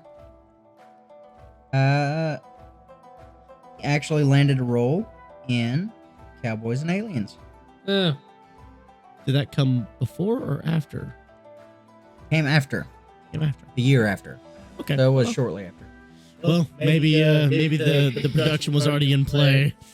Either way. Speaking of Last of Us, have you seen the show? Have you seen the show, Alex? Sir, I have not. I Let actually me don't know tell anything about you the Last of a Us tale. franchise. Let me tell you a tale. Please do. I've not played the games. I've not done any of that. If you have not done any of that, I played the first game. you played the first game? Get HBO Max. Watch it. It is superb.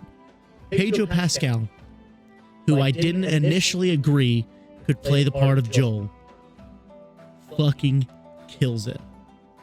First episode, I cried. Really? I cried. I'm not even afraid to admit it. I cried. Like, and each episode is like an hour long, but that is an hour worth your time. So, you played the first one. The scene where the thing happens to Sarah, Yeah. and how Joel acts.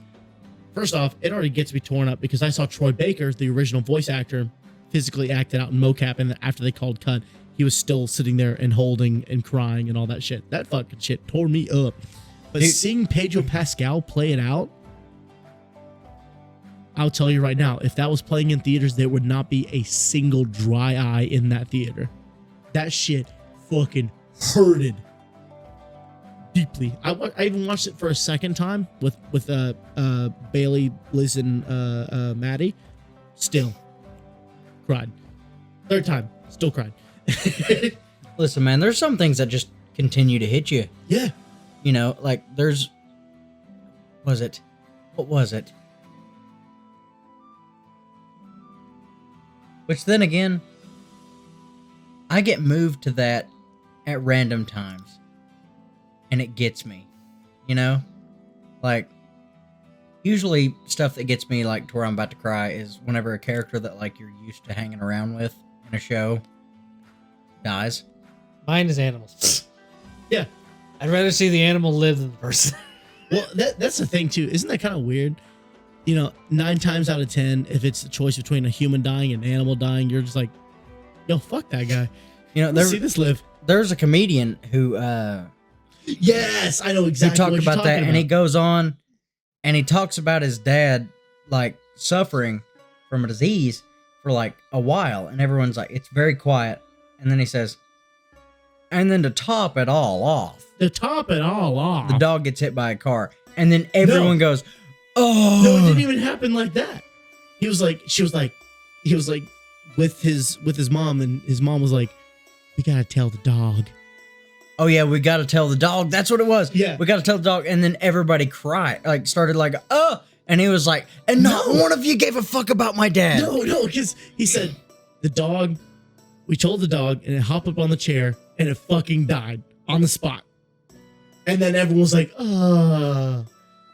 Yeah, and then he said, not one of you gave a fuck about my dad. Well, He's it's like, I made the dog up. The dog didn't even exist. like those videos where people are like, you'd rather, kill a person for your dog or, kill a person over your dog. But yeah. Yeah. If there was a trolley problem and it was your dog and 10 random strangers, 90% of people would probably choose the 10 random strangers to die. Yep. Yeah. I would argue 90% of people. If it was Smudge, you'd be like, a whole country gets nuked? Hey, Smudge. Smudge. Buddy, she got spayed. As I was leaving from dropping her off, I was like, if they give her too much anesthesia or if she doesn't wake up, I'm committing crimes. Yeah. I was going to unleash hell. Well, I mean, I picked up my dog. She was found in a pound. And I couldn't take her home the day I found her because they had to spay her and all that. And then I came back and she just came. I could see her through the back windows. She came waddling out through the doors, all happy, tail wagging. Smudge is a little more hateful now. Well, my cat wasn't too happy either. I'll tell you right now, I've had Smudge for a couple months. Never once has she been hateful towards me or my fiance. I'm telling you. I am telling you. I heard her go, "Arr," and I heard her hiss for the first time. Well, you say his, but you also said attempted to hiss. No, she full on was like, Hairball. no, she wasn't like throwing up. She did. Ooh. No, you're good. I feel you. I'll tag you out afterwards. But yeah, God, I wasn't even a cat dude. I was not a cat guy. Cats, mate, straight up, I'll go on record and say, I don't care. Cats used to make me nervous. Because, like, yes, every cat that I have ever met, except for 4 cats in my life, have been such loose cannons. Like, love on them for like 2 seconds, and then all of a sudden they're fucking digging their way to the floor through your body. And Smudge, like, she makes biscuits, you know. She's a little baker. She's a little baker. I love his kitty. But, and even now, like, before we, like, figured out and, like, trimmed her claws and shit, like, she would go to get us, you know, because, like, Smudge likes, like, she wants you to rub her, like, belly and chest and stuff, but she likes to grab a hold of you and play, like, kind of get you, you know what I mean? Yeah. Like, she's not, like, hurting you, like, she's not, like, It's actually a cat's natural response. Yeah, because, like, that's, like, their belly, when their belly gets touched, they're like, that shouldn't be touched. Ah. Well, it's because it's so sensitive, because nature is just like, hey, this is a vital zone. I'm going to give you a whole bunch of nerve endings. And so, like, it's a super sensitive area. So the more you touch it, the more they are likely to become overstimulated. Yeah, which, even then, Smudge ain't trying to hurt us. Yeah. You know, and here's how I can tell. It's a play fight. Because whenever she, like, does, like, kind of bite on us and stuff and, like, gets a hold of her hand, she's not, number one, she's not trying to, like, draw blood. And when she does, like, kind of bite on us, she's not, like, hard bites. It's like a nibble. You know, like, she'll get a hold of us. There was one time I was petting her. She was sitting on my lap, and I was petting her, and she laid over. And I started petting her on down, and I was, like, kind of rubbing, like, on the side of her belly. And then she was fine with that. And then I went up and under, and I, got up and under her little chin. And she was loving that. And then I went down and I started petting her chest and stuff like that. And she grabbed a hold of my hand with her little paws. And she went, ha! And just held on for a second with her mouth. And I said, Smudge, what the fuck are you doing? And she goes, ah. And, like, just kept her mouth open and was just like, what am I doing? Tonight? I was living with my cat. I mean, he'll sit there and you can play with him, rub his stomach, all that, and he'll just put his paws on you. Occasionally, he'll use a little bit of claws and bite. Nothing too hard or anything, but if he gets in a serious, playful mood, something like that, he will bite hard, and he will use claws. Smudge just, God, I can't get over this cat, dude. I love my cat so much. You were literally, I'm smitten for this kitten. You are literally the dude who's just like, I won't have a daughter. I'll never have a daughter. Ain't shit gonna happen. I ain't gonna change my life for this kid. It's just a fucking kid. The second you have a daughter, all of a sudden you find yourself in a tutu, a tiara, and you're attending like the 6th tea time this week. I'm telling you right now, after, like, being with this cat for this past little while, I seriously believe that I will make some hardcore serious life changes. Like, if and or when whatever the good Lord has in plan, if I have kids, which I'm going to try at some point in the future. Comes with the territory. Yeah, it's kind of part of it, I have a feeling I'm going to be a different somebody. Oh, yeah. Like, a very change. different somebody. And honestly, I hope I am. Because, dude, I worry so much. Because I'm like, oh my God. I was like, God, I hope I'm a good dad. And there's people like that are like, oh, you're gonna be a good dad. You're good with kids. It's like, yeah, I'm good with other people's kids. What about my kid? You know what I mean? Like, What? I am so afraid. I am terrified of being a bad father. You know what I mean? That scares the shit out of me. I think that's every guy, though, Like- to an extent. Well, it should be every guy. If a guy's not afraid of being a bad dad, he's probably going to be a bad Well, that's the dad. thing. Like, some of them are like that, but then some of them are just like, no, I'm confident in what I got. I mean, yeah, And there's they still difference end up being between a bad dad. there's difference between confidence. Listen, every kid, every child growing up in the world is going to experience things. Like, I would hope so. now hear me. Like, I'm not being like, you know, every child's gonna like have this just god awful horrible childhood. But growing up, learning things about the world's a fucked up place. Well, yeah. Oh, yeah. You know, people are like, oh yeah, you're like kids, like, you know, it's like, you know, people say it, they're like, oh, I've got trauma from my, you know, from my raising. There's some kids who have trauma and have had ballin' childhoods. You know what I'm saying? Yeah. And the world is such a fucked up place. A kid growing up in the world, it's like, yeah, there's going to be trauma. But the thing is, I want to prevent as much of that as I can. Well, on one hand, yeah, like prevent as much as you can, but at the same time, if you prevent too much of it, God, this is sounding really fucked up. If you prevent too much of that, they don't have as much character development. I mean, I understand that character development is important. And it sounds super fucked What up. I- So it what makes I'm it sound trying like I'm to- saying traumatize your child. What I'm trying to get at is, I don't want to be the if You don't want to be the cause of the trauma. slash, you know, okay, so my future children, I don't want them, like, if listen, if they decide that they need therapy and they need to get therapy, that, you know, 100% get the help you need. Yeah. Get the help you want, get the help you need, because listen, help is a helps. great thing. Help helps. I don't want my kid talking to a therapist and saying, well, my father, my dad. Yeah. You know what I mean? I think that's a general fear for most father figures, you know?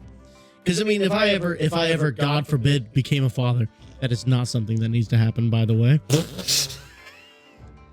I would be a dick of a father. I can tell you that point blank right now.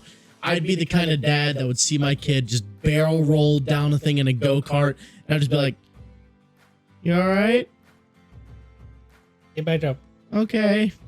Rub a little dirt on it. Rub just spit on it, rub some dirt on it. I'll put some alcohol on it later. Might be dipping by that time. Hold on a second. There you go. See, Spit on it, Papa. see, I think you'll be a great dad when the time comes. God, I hope you're right. Me, on the other hand, I don't think so. I think I'm just gonna be an asshole of a dad. Because like if I knew anything about my biological father, I would be a piece of shit dad. But I have the character development that I needed growing up to understand this is a living being. I have to feed it. I have to care for it. I gotta make sure it doesn't shit up its back. And then on occasion, send it off to be someone else's problem for 8 hours. Like, the thing about it is, man, it's a kid's going to go through life. A kid is going to have their own experiences, which you were saying, knowing your father, knowing my father. I love my dad. Honest to God, my dad did the best he could with what he could do at the time. He had his own vices. He had his own issues. But that being said, I pray to the good Lord above that I am not like my dad. That's how I am. And we talked about it. My dad was a piece of shit. Yeah. There's no ifs, ands, or buts about it, man. You know, and that was the number one thing that I had. But here's the thing, though. I wouldn't know how to be like somebody who was never there. So Exactly. that's why I had a little bit of faith. Of like, if I happen to have a kid, I wouldn't just, or I could end up being like my dad, and just fucking ghost. I don't think you would do that. I No, don't think I you would could not do do that. First off, that's way too damn expensive. Well, there's that, but like, I know you pretty well. I'm too damn responsible. And You yourself could not handle. Don't piss Derek off. He'll take Just- care of the world. You yourself could not handle just Ghost. I completely forgot about that. Wait, what? What did you say? Talking about don't piss Derek off. He'll take care of the world. Oh my God, Do you get generous whenever you're pissed off? that's an old callback. That's a real one. Oh my God, but holy shit! You get generous whenever you get pissed off? Taco Bell. Taco Bell. Hey, I had to. Fucking here's the car. Keep the change. Here's all the Keep the change. information on my Fuck it. savings account. Here's my social security number. Just fucking. Hey, God. there's Derek. Rear end him. He'll save the world. That'll teach you to forget my fucking sour cream. Oh my God. I'm That's about to piss all over myself. probably should go piss in there before you piss on that again. Especially considering I gotta sleep here. I remember. sleep here. Who's big spoon? Who's little spoon? Oh, fuck. I feel like he's a little spoon. Putting pillows between us there, big guy. Putting the boundaries up. But that one is one of my favorites because that still happens even today. I figured. So, it didn't happen recently whenever my order got fucked up because whenever my order got fucked up, it was because they went to go get the food.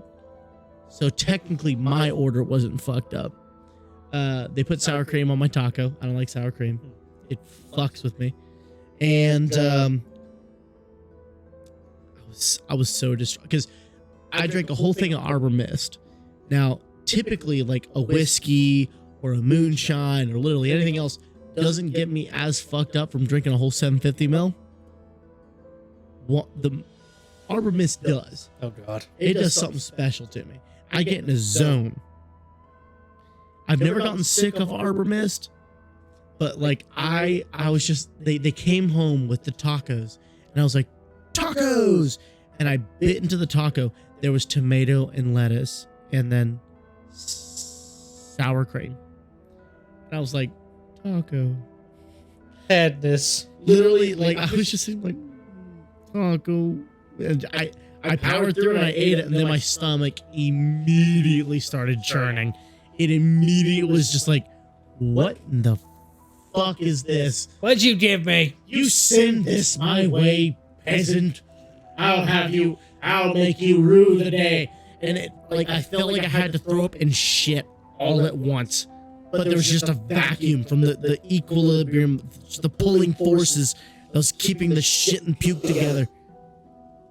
Hi, buddy. Hi. Stretching your hammies? I've had my knee bent so long. Yeah, for about an hour and 51 minutes now. Yeah.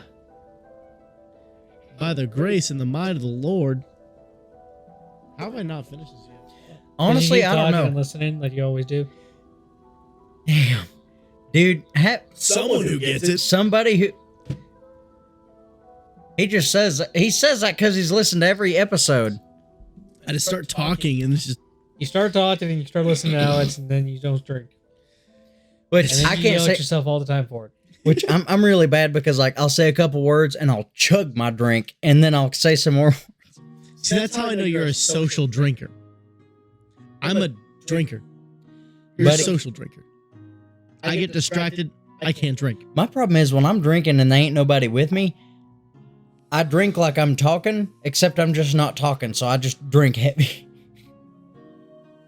I swear, I think it was 10 beers a few nights ago. Never take Alex out in the public. You'll lose him. Yes, Chris was there when I got lost. Dude, so I've dealt with Alex on several occasions whenever he's drunk. He is one of three ways. He wants to talk to everybody, or he gets preachy, or he gets sappy. And Yeah. And none one of those things are a bad thing. Oh, Unless he's thanks. in public. Yeah, public there's no place for any of those things. Yeah. Because whenever he gets sappy, it's actually like endearing. Because there's a time after the podcast whenever we both just trauma dumped on each other. We were talking about our past experiences, and the reason why me and him get along so well because we are two different sides of the same coin. He's the country boy, lived in the sticks. I'm the city boy, raised in town. I was never raised in any big cities, but I was born and raised in Sevierville and Indiana for 2 years. But like I've always been around. I'm not gonna say normal people because that just sounds like a dick thing to say, but like people without an accent. What's normal anyways? Well, that's true. Yeah. I was always around people who weren't country. Yep. So like I had a city comeuppance. Well, he's had more of a country comeuppance where he's lived in. You've lived in the holler. You've done all this and that. Well, believe it or not, I spent a lot of my time in the holler, but I lived by a theme park most of all of my life. Yeah, all of my life. But like that's the thing is you spent your life kind of just. Well, to be fair, I did also play in the woods a lot, but I don't have nearly as thick of a country accent as you do. Which it really depends on like the people that you spent your time with. Yeah, how they talked. So like I spent a lot of time with my dad's family and my mom's family, and both of the families have been here for generations, a long fucking time. Yeah. And so like whenever me and Alex get into it, or God forbid me, you and Isaac get into it, my countryside immediately just blurts out to the world. It is very prevalent because it just matches the theme, and so I'm like immediately going for it. I have that effect on people. I had that effect on my fiance. Oh no. It's great, dude, because whenever she was in college, she would go and talk around people who talked more proper, Proper. But she would spend a weekend or a week or so here, and she'd start talking a little bit. It'd start coming out a little bit more because she spent a lot of her life here. Jim Claiborne would come out over his back. You got the dialect. You remember that story? I love. God, I love that story. God, I love Jim. I was looking at pictures on my Facebook, and there was a picture from the parade, and I picked Jim out before I picked myself out. God, I love Jim. Well, it's not like me. I mean, I was pretty much in your situation. But I grew up in a holler as my grandmother. But when I'm around like my coworkers right now, my countryside comes out. Oh, the countryside, it becomes so prevalent. It's literally like a second language to me. Hey, if you go out of town, let it loose. Oh, dude. I'm telling you right now, people, and if you're someone who's listening to this right now and you're like, gosh, I just love that southern accent. That southern twang. That southern twang. Like, yeah, it's wonderful. I'm proud of the way I talk. Yeah, like, you should always be proud of where you came from and stuff like that. I kind of want to hear you try to talk with like, what is the accent of a person who doesn't have a country accent? Because it's not northern. Because northern talk kind of like this. Well, that's different areas. It's kind of northern, but it's not directly like New York or things like that. I would say, would we say western? It's more of a western. People out west don't have as much of an accent like we do down here in the south. Yeah. I kind of want to hear you try to speak with a western accent. I've actually been out west myself, and now farthest I've been is Alaska. Farthest I went was Montana. Don't forget the vocal stretches. Me, ma, me, mo. Okay. Ain't that easy. Here we go. Nope, already failed. I'm just teasing. That wasn't the fucking start. I was getting my southern out. Because you went, here we go. Here, I'll go back to my Jeff Foxworthy. Here we go. Here we go. What the fuck is this? It's not this, it's this. This, I, me.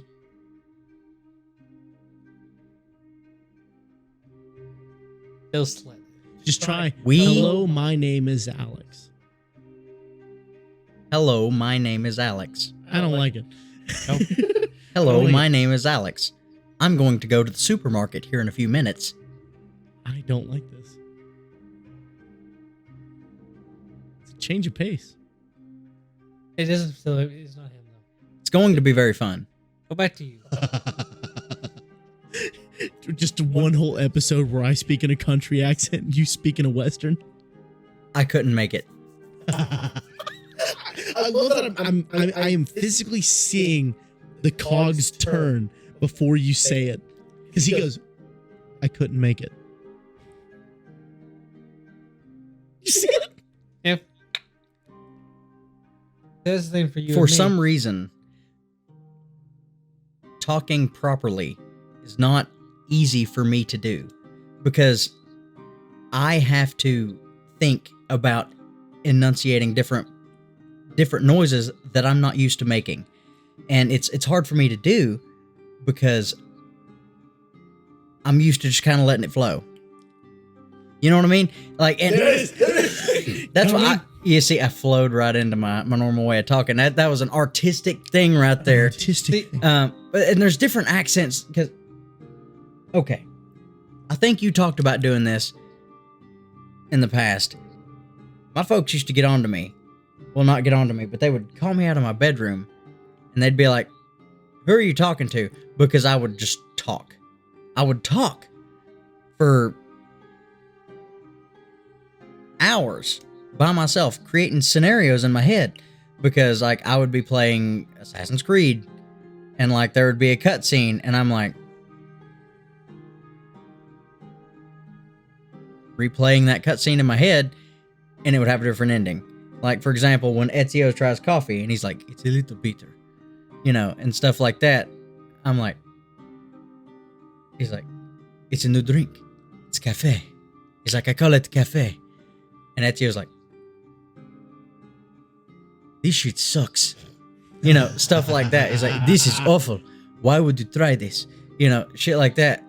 You know, and I I watched the fuck out of Braveheart whenever I was younger because my brother showed it to me. Yeah, that's actually where I also got my Scottish accent from. And it's horrible to say that because we got our Scottish accent from fucking Mel Gibson.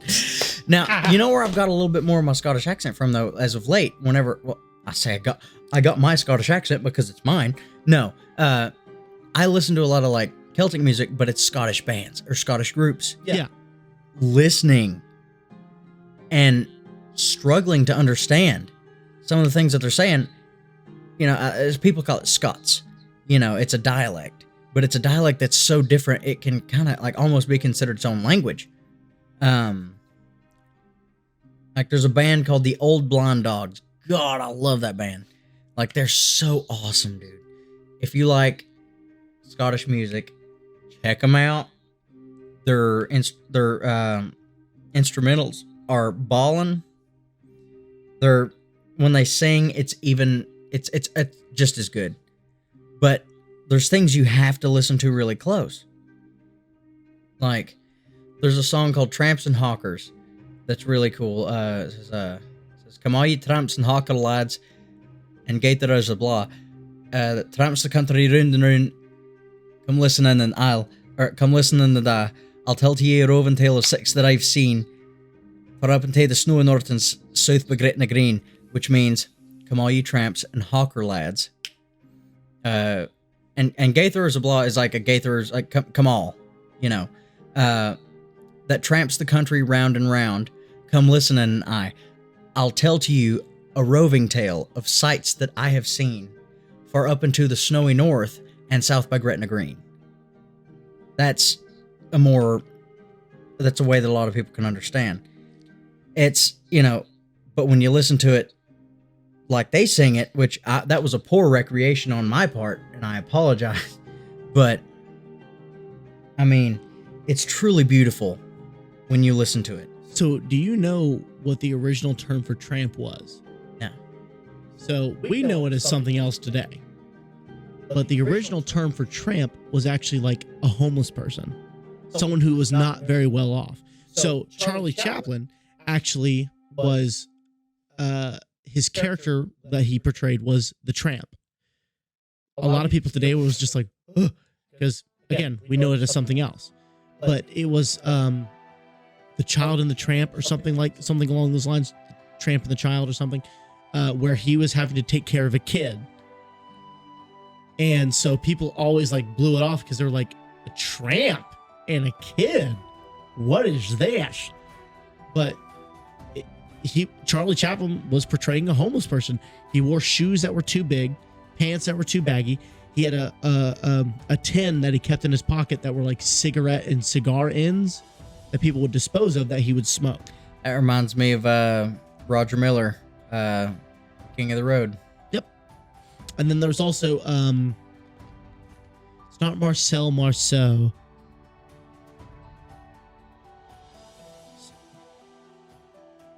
Skelton. Red Skelton. Yes. Red Skelton also had a character that was a clown, but he more portrayed the tramp from Charlie Chaplin. So I loved Red Skelton. I don't know if you've ever seen any of his work. So most of his characters were revolved a hat. A single hat that he would take and he would mold the crown and the bill, and he would change it into different configurations that would make it into a character. And he would base this character off the way the hat looked. He's a man of many hats. He's literally a man of many hats using one hat. You know, is that saying older than Red Skelton? I'm trusting you to Google this. But another thing I would point out is that your family was from around here, the South. Yes. Mine and his, we both have parents who were from the North, at least. And that would make sense as to why, because y'all were raised around that way of talking. Now, I've heard a lot of shit, growing up, like different sayings. That's the thing that sets people from the South apart. That, they're like, people from the South has... they don't usually talk that way. People aren't like, them people from the South. Unless they're making fun of me, which has happened in the past few contracts that I've worked.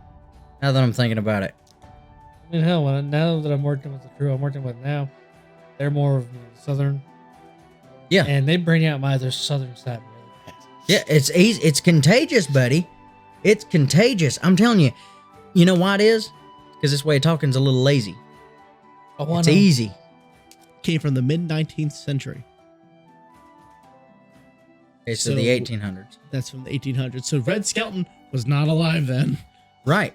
He wasn't even a twinkle in his father's eye. So there's that coming through.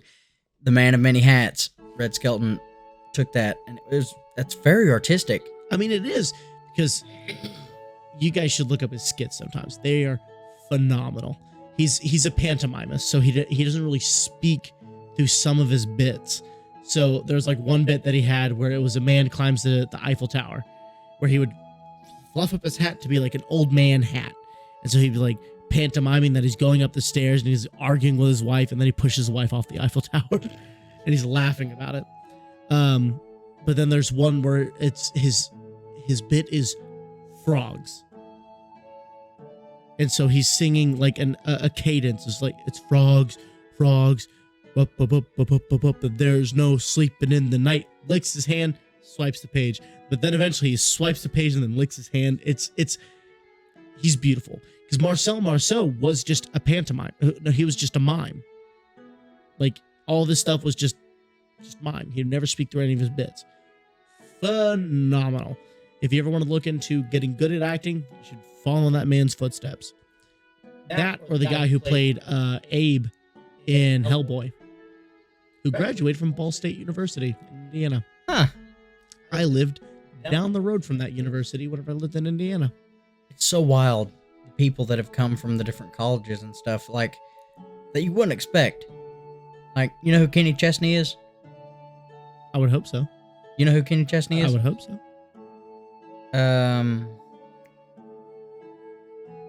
Can't think of the titles of his songs. I know who it is. I said I would hope so. Sorry. I'm a little slow. You'll have to excuse me. I'm a little slow. But you know where he graduated from? East Tennessee State University. Oh my God. Yes. My drama teacher went to school with him. Hold on. I'm remembering something. It's dangerous.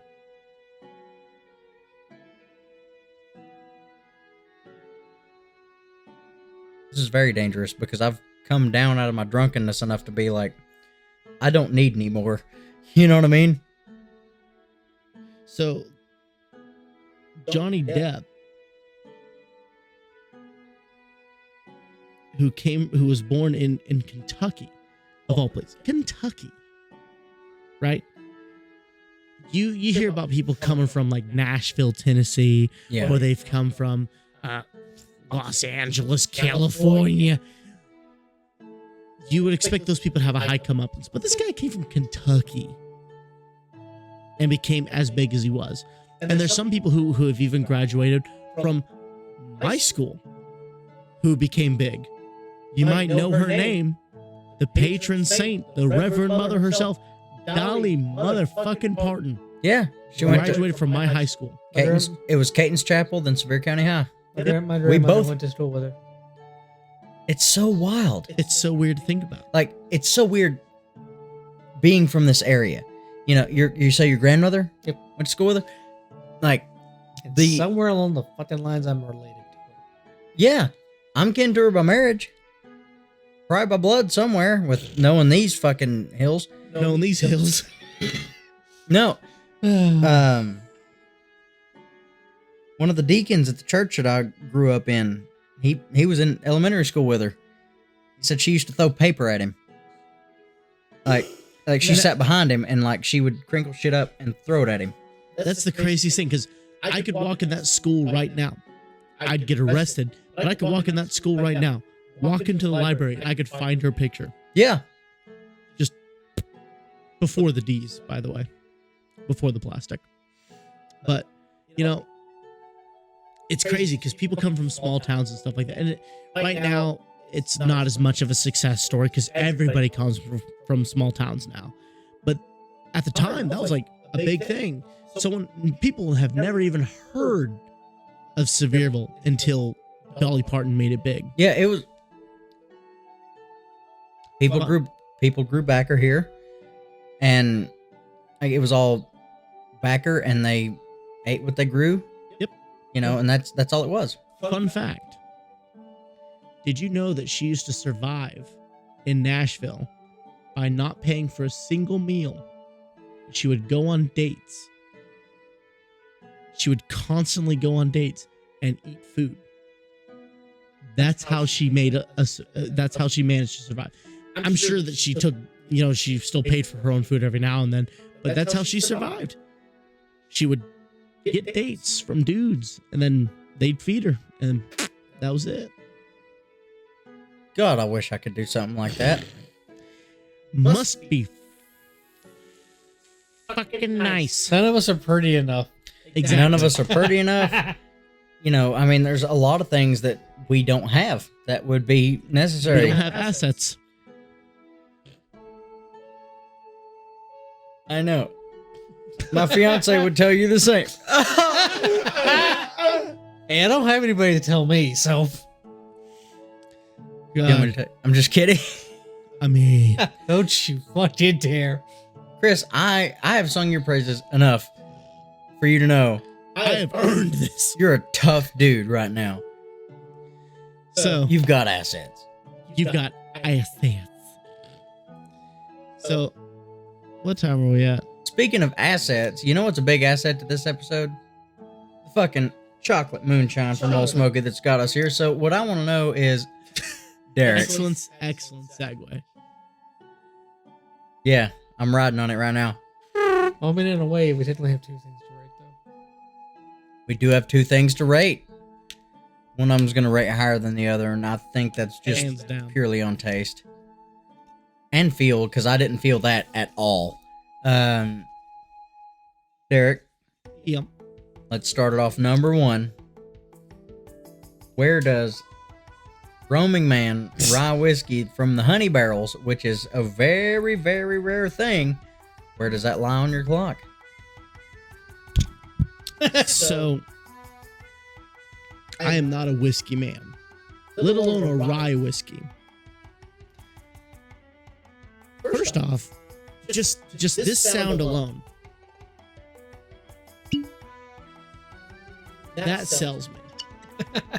Not only is it that, but it's also that sells me. I would buy this bottle just for that. That came through on my mic. Yeah, I would buy it just for that.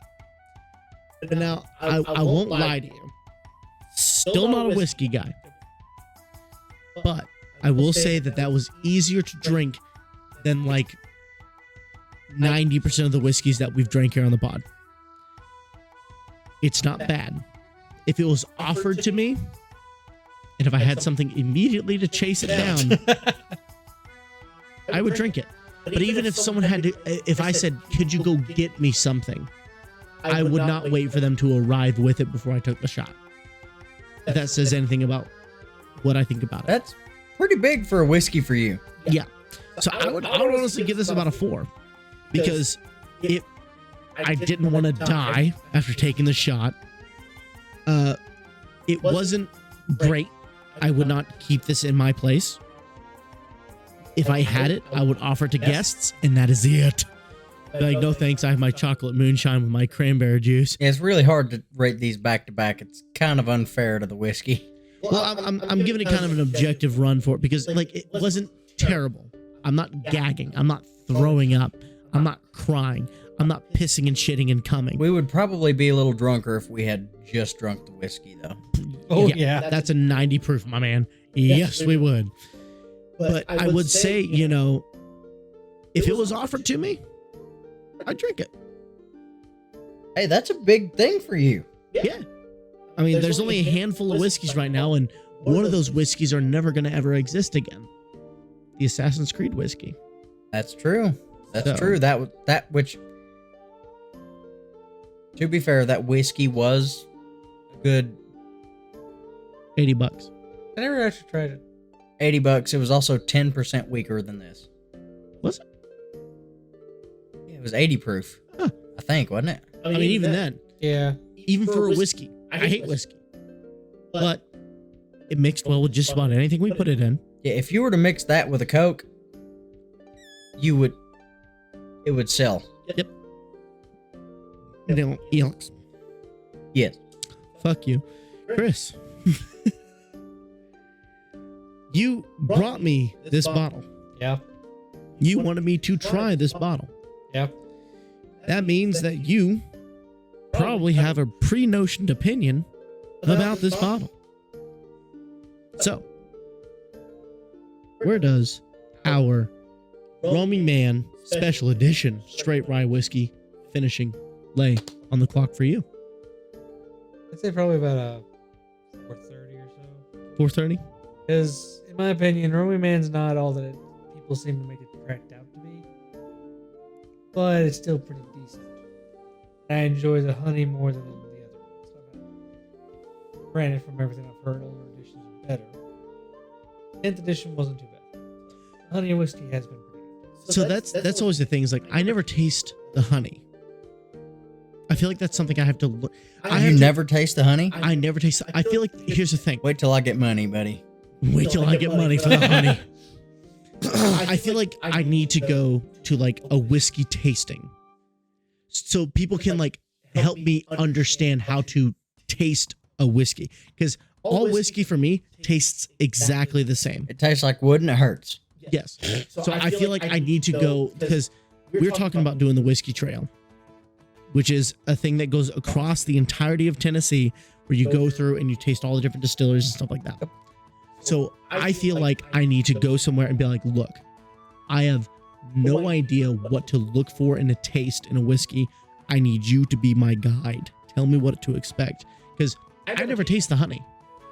I just taste wood and pain and death.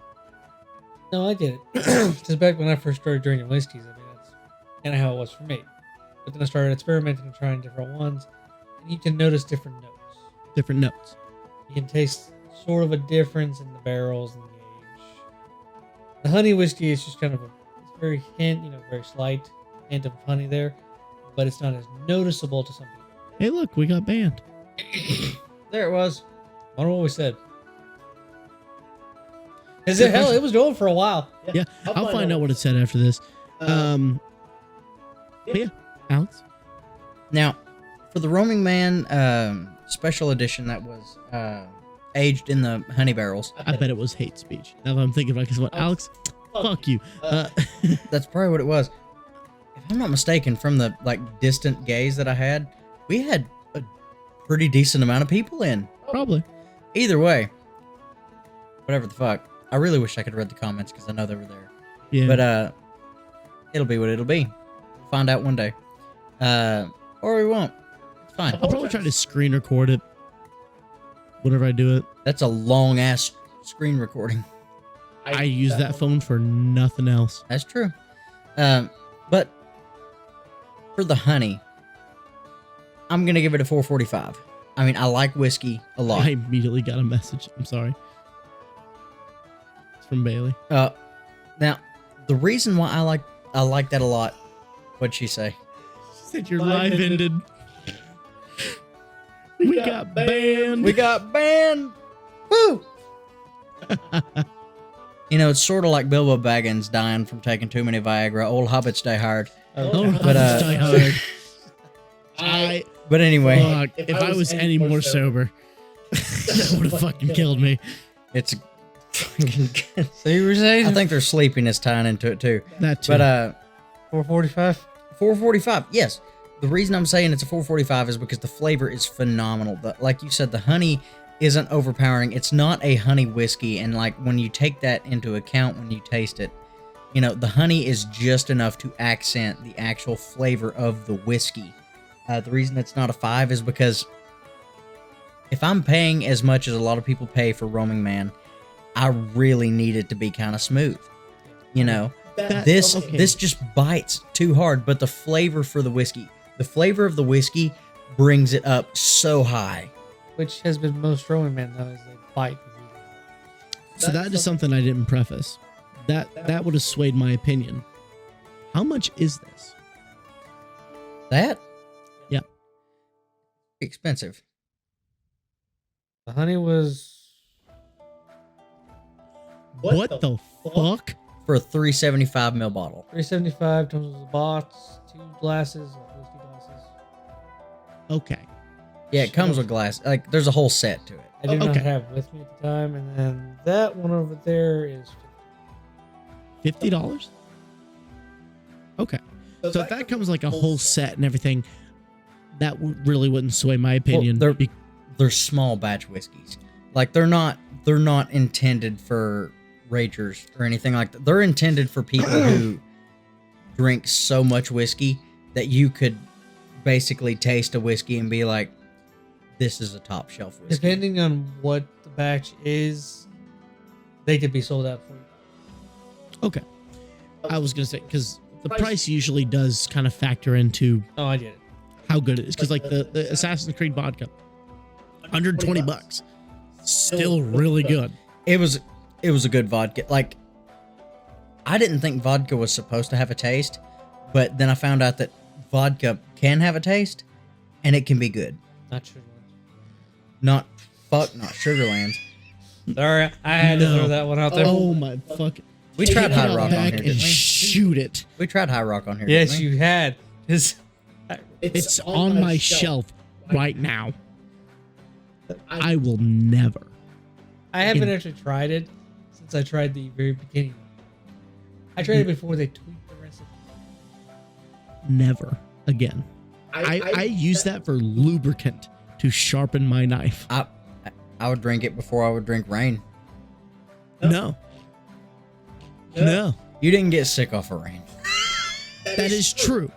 Twice. But I would get sick off of rain before I even drink a sip of that again. Fair. Because that was a crime. That was a crime. That was an assault on my tongue. But you also have to think though, if you buy the standard bottle, you get that box I showed you, and they normally give you a tour of the distillery. Worth money. But then. because of the fact that I worked there, there was no factor for tour. Because it would have been a tour of our own workplace. It would have been a tour of what you already know. Yeah, they'd be And like, all right, the now fact if you look right here, this is where you're supposed to be. Get to work. You know what I'm saying? And the fact that I already took a hand bottling it. I actually bottled this. Yeah, I actually, I went and bought my first bottle, and I was like, I bottled that. Which number is this? Low key, I wish that I could find something like if I could get a look on a case of like, Bless you. Sorry, thank you. of like some pallet. Bless you. Thank you. That was hidden away. That was like an old pallet that they were just like, fuck it, send it to retail. And it was something from where I worked there. Oh God, what I would give. So here's what I would have done, because it's handwritten. I would put like my initials, so I could find it. Well, the problem was we didn't get to pick which bottle we ended up getting. Right. And some bottles are shipped out to distributors across the country. Right. You know, because like how it goes is the people who make it, like they find out how many bottles there are, and then whenever orders come in, they say send this state bottle numbers X through Y. You know, so it's like, So we had to go digging. and yeah, you gotta like dig through the pallet to find the cases of those bottle numbers. Jeez. Yeah, they're very particular. Like I was saying, it's a small batch whiskey, which means it's a very special thing. It's a high class thing for whiskey drinkers. I mean, for as small as a bottle as it is, I would certainly hope it's high class. So, we typically don't do this because we don't typically do 2 drinks very often. But after taking that shot, I immediately started feeling something. Oh yeah, no. If I didn't take that shot in the beginning of the episode, I would be driving home after this. Yeah. I definitely think that was a tipping factor. So, like, what were you guys feeling? Like, right off the bat? Because, like, once I hit that, I immediately felt the elevation. Because you know how, like, there's, like, a progressive elevation to feeling drunk? No, I felt the elevator up. You know, we skipped a couple floors. Yeah. I mean, because while I was, like, after I took my first shot of the chocolate, I was buzzed, but it wasn't enough time for the chocolate to kick in. Right. Which, the burn was bad. Yeah. But for the feeling and the taste, it makes sense to me. I would say it would be worth it, especially considering all the things you would get in the package. That's why my rating is so high. All right, Wilson, we get it. You want to sell this to the public. Fuck, I don't work for them right now. I ain't trying to sell shit. If y'all want me to sell some stuff, put me in sales and I'll fucking get this shit in Japan. If you want us to sell shit, give us a sponsor. Give us a sponsor. I'll get this shit sold worldwide. But it wasn't bad. But now, On to the actual main one. on to the main On course. to Old Smoky's chocolate moonshine. We had the appetizer. The most dangerous fucking shit on this planet. Literally the most dangerous drink I've ever had. Through the company. Most dangerous thing I've ever drank in my life. Yeah, that didn't give me heartburn. Nothing. I need to wait. I need to wait before I say anything. So, Alex. Yes. Fuck you. Chris.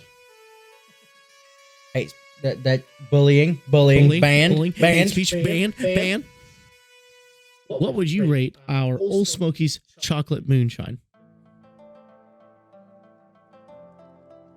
Honestly, it's between a 5 and a 450. 455? That's a good rating. What would make it that 450? That's a tough one because it didn't have that much of a burn. Right. It's just a factor of I'm not crazy about the chocolate as much. That's fair. Personal preference. That always factors in. But it was still like extremely good. Right. Compared to some drinks I've had out there, especially moonshine wise. Now, what we think about the chocolate with the cranberry? He's got to go change his britches, so we already know what he has. I wish I'd have brought PJs and an extra pair of underwear. Put a Cummins in my underwear. Fucking hear that.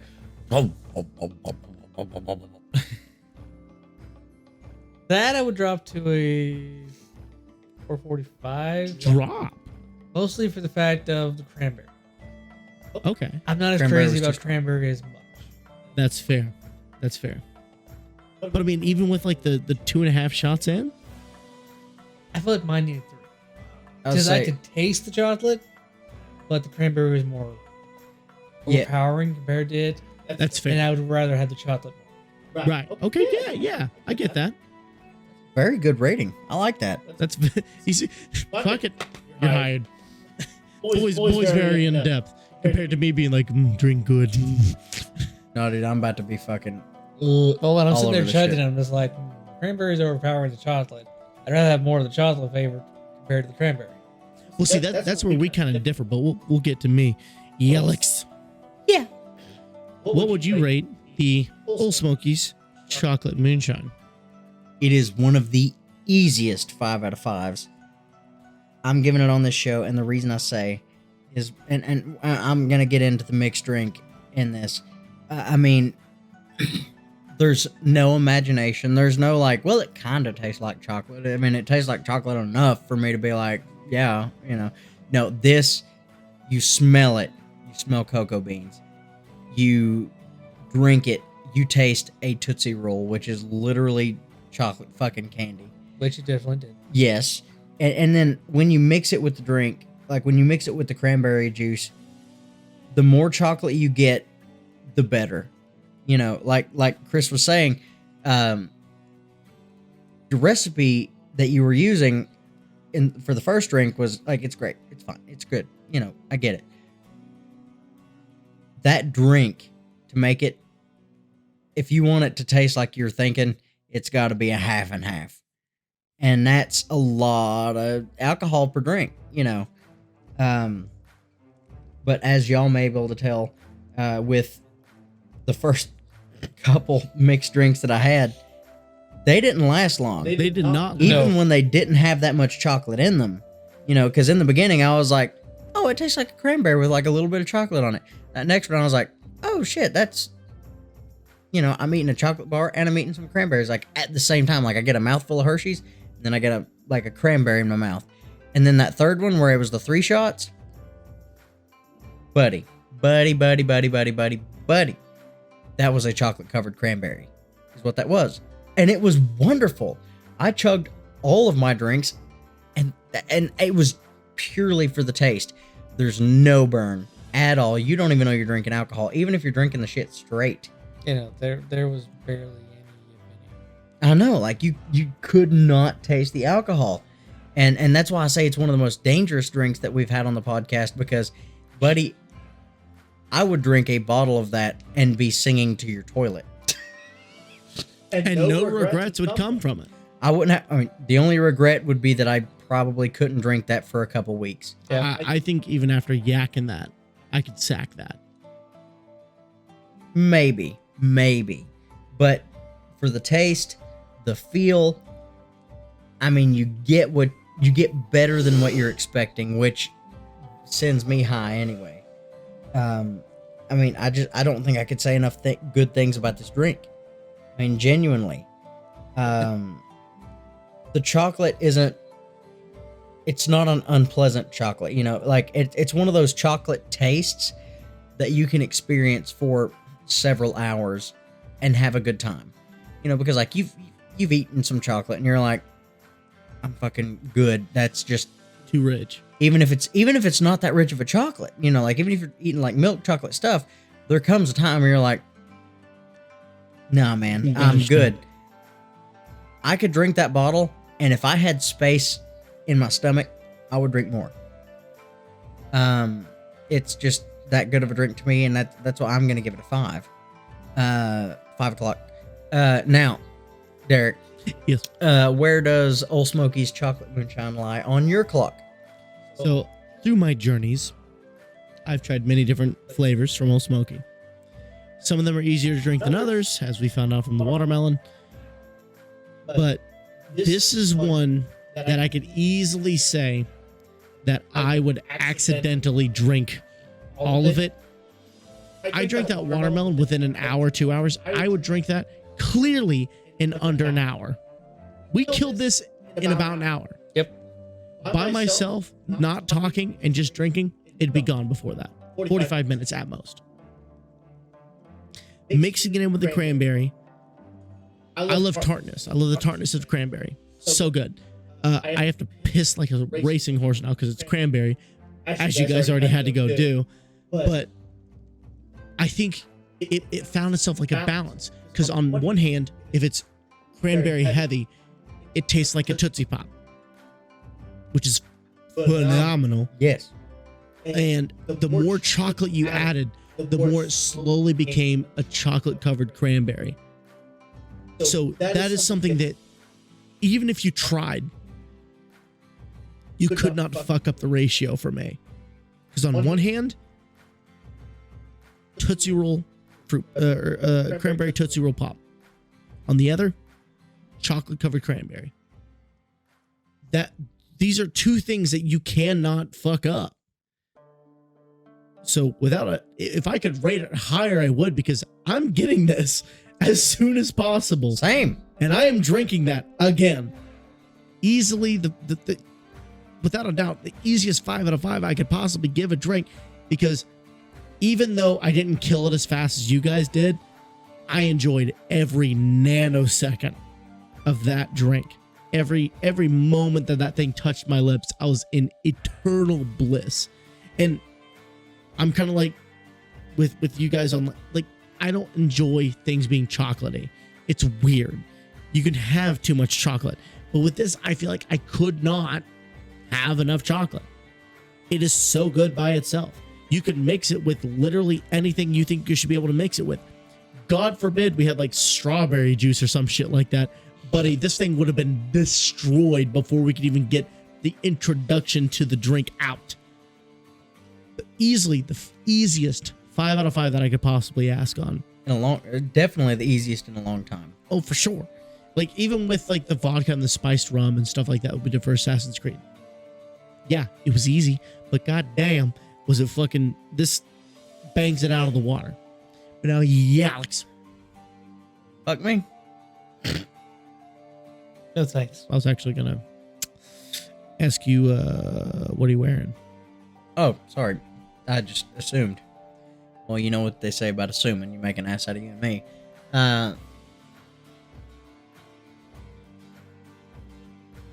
We did talk for a long while after the last drink. I don't think I'm going to be able to be as descriptive because I'm not in that headspace. Right. You know what I mean? Like, usually when I'm zooted but naked, there's a whole scene that plays out. But right now, it's more of a feel, you know? What do you feel like you're wearing? Dude, genuinely, I am wearing my baggy sweatpants. Like, really baggy. Like, they'll fall down. Gray sweatpants? Yes, they are. Very baggy gray sweatpants. And oh, I'm wearing the shirt that I've slept in a few times. It's a really big shirt. Like, I am in very, very loose, comfortable clothing. I'm not zooted butt naked, and I'll be honest, I'm not that close to being zooted butt naked, and I wasn't then. You know what I mean? Like, I was a good 2 shots. Shot to 2 shots from being zooted butt naked. 2 shots is a lot of alcohol. Let's be honest about it here. Let's be frank. I'd rather be Alex, because that's who I am. Yeah, we're too fucking bad. I said be frank. Fuck. All right, guys. My name's Frank. I'm Australian. Great time. Frank's Australian. That's right, he is. You know why that is? He's from the bush. But anyway. Just like zooted and naked. From the bush. The vodka comes from the bush. I'm just kidding. Vodka comes from the fucking Russians. You fucking dickhead. You fucking dickhead. You fucking dickhead. But anyway. Belland. You fucking Queenstown, aren't you? But anyway. Is that even a place? I don't even know. Queenstown? I said Belland. I know. I'm fucking stupid. I'm in very loose clothes. Very loose sweatpants. I'm not wearing undies. My crack's showing, for sure. For sure. But I'm not zooted butt naked. And you know, genuinely, that's okay. And I'm happy to not be zooted but naked And right here's now. the thing. Most of the time, whenever we get these kind of drinks in, we drink in total. We drank, including that, we drank 1, 2, then 3, 6 shots in total, roundabouts, give or take 6, 7 at most. Yeah.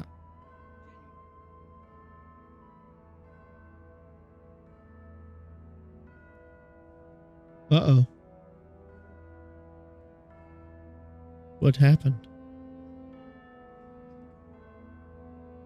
When did it cut out? Oh no. Check the mic, see if it's blinking. Oh no. Technical difficulties.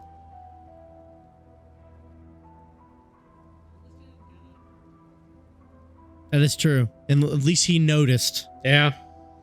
That would have been very upsetting. Because that's the thing. Like, the reason why our episodes didn't air is because one of our recordings just cut out. I've got them. They're sitting at my computer right now. Unless I already deleted them out of pure sadness and anger. You see, okay, so I'm going to back it up just for a minute. To clear everything up, I'm in loose sweatpants. My ass is showing a little bit. I'm in a very baggy shirt. Like, I'm in PJ. Like, comfy clothes to hang out in at home if you're not going anywhere for a long time. And I thank God for that, because had I been zooted butt naked, the entire last 10 minutes of this episode would not have got my audio. Yep. So, thank you, Lord. Thank you, Lord. Now, you've asked me what I'm wearing. Derek. Yes. Fuck you. Chris. Don't ask me. You can be straight with how you feeling. Like, how you feeling / what you wearing. Don't know what I'm wearing. How you feeling? We'll say that. How you feeling? Yeah. Feeling like a little buzz, something like that. Yeah. More sleepy than drunk. Yeah. So like, you're in your good fuzzy PJs. You're ready for bed. Yeah. Yeah. Brand, this is my fuzzy PJs.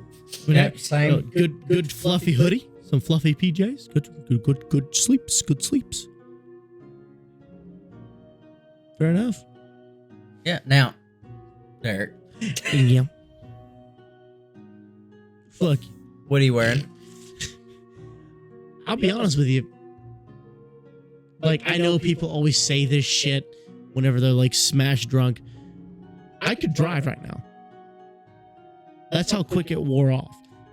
That's why I'm kind of loving this drink. Low key, that's like, I was thinking about that. I was like, I'm not gonna drive home because, number one, it is late at night, and number two, it would be illegal due to the amount like that is in my system. But I actually feel sober. See, that's the thing for me. If I wasn't as tired as I am, because unfortunately I have driven as tired as I am right now, sleep, I would be fine to drive. Yeah. So like, even at the peak, I was starting to drift a little bit. But like, as we've talked more and more, and as we've kind of mellowed out, I don't know, man. I'm not even in comfy PJs. I'm just kind of in loose baggy clothes. Yeah, that's Like, I'm gonna take myself back to high school, buddy. I'm wearing like a baggy band t-shirt, striped sweater underneath. I'm wearing trip pants, boy. I'm going straight back to the goth phase. You ever seen trip pants before? Those really loose cargo pants. yeah, Buddy, the comfort was unimaginable. dude. I don't doubt it. Like, genuinely, that's gosh, I love the great thing. That's the great thing about this drink, you know. And I'm afraid that like everybody will, you know, like listening to this, they're like, you know, we're like zooted butt naked. That's right where you want to be, man. That's where you want to be if you're not doing anything tomorrow. If you're not enjoying the drink and you don't have anything to do. Exactly. But this is a drink that you can enjoy The flavor's phenomenal. And if you're just chilling out, chill out for a handful of hours. If you were just trying to get a buzz, like if you had to work the next day and you were just trying to get a little bit of a buzz the night before, this is actually pretty decent to do. Something to help you sleep. Absolutely. This is a drink that you can enjoy. It's easy to enjoy this drink responsibly. This doesn't feel like something that's going to give you a major hangover when you wake up in the morning and you have to get ready for work and be drowsy and just feel like complete and utter shit. And this drink does none of that. No. Right. The Rolling Man, on the other hand, don't try it. Yeah, the Rolling Man, I can tell you right now, if we matched that shot for the shots we did for that, I'd be fucked. Not a doubt. In unison, holding hands as a unit. Oh yeah, that's no bueno. Yes. One of the best episodes this year.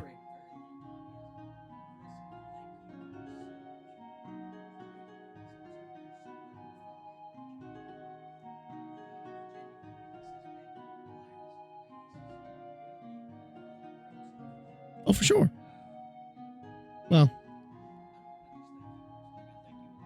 Oh, damn. We're almost at 3 hours, man. Oh, no. When did that cut out? It'll be spotty audio going through. I'm going to fucking upload it anyway. Fuck you.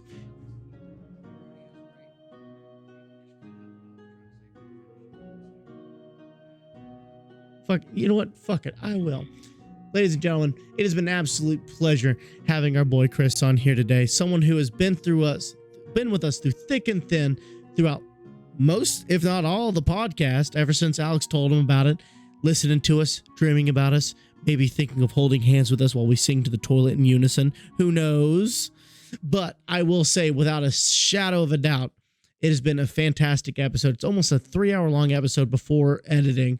So make sure that you guys do check us out on every single social media platform. We check us out on Instagram, Discord, Twitter, all those fancy little gangaroos. Not to mention the fact that you can also join that Discord, give us drink suggestions, which we intend to start doing in the future. There may be a big change coming to the podcast within the next couple of weeks, which will make all of these things more possible, which I'll be covering with you in the near future. Whenever we get these things going, there will possibly be big changes that come to the podcast. Quality, quantity, the whole 9 shebang. And we have another guest that we have to come onto the podcast next. It's going to be fantastic. So, that being said, ladies and gentlemen, guys, gals, non-binary pals, we will be seeing you guys in the next episode. Bye.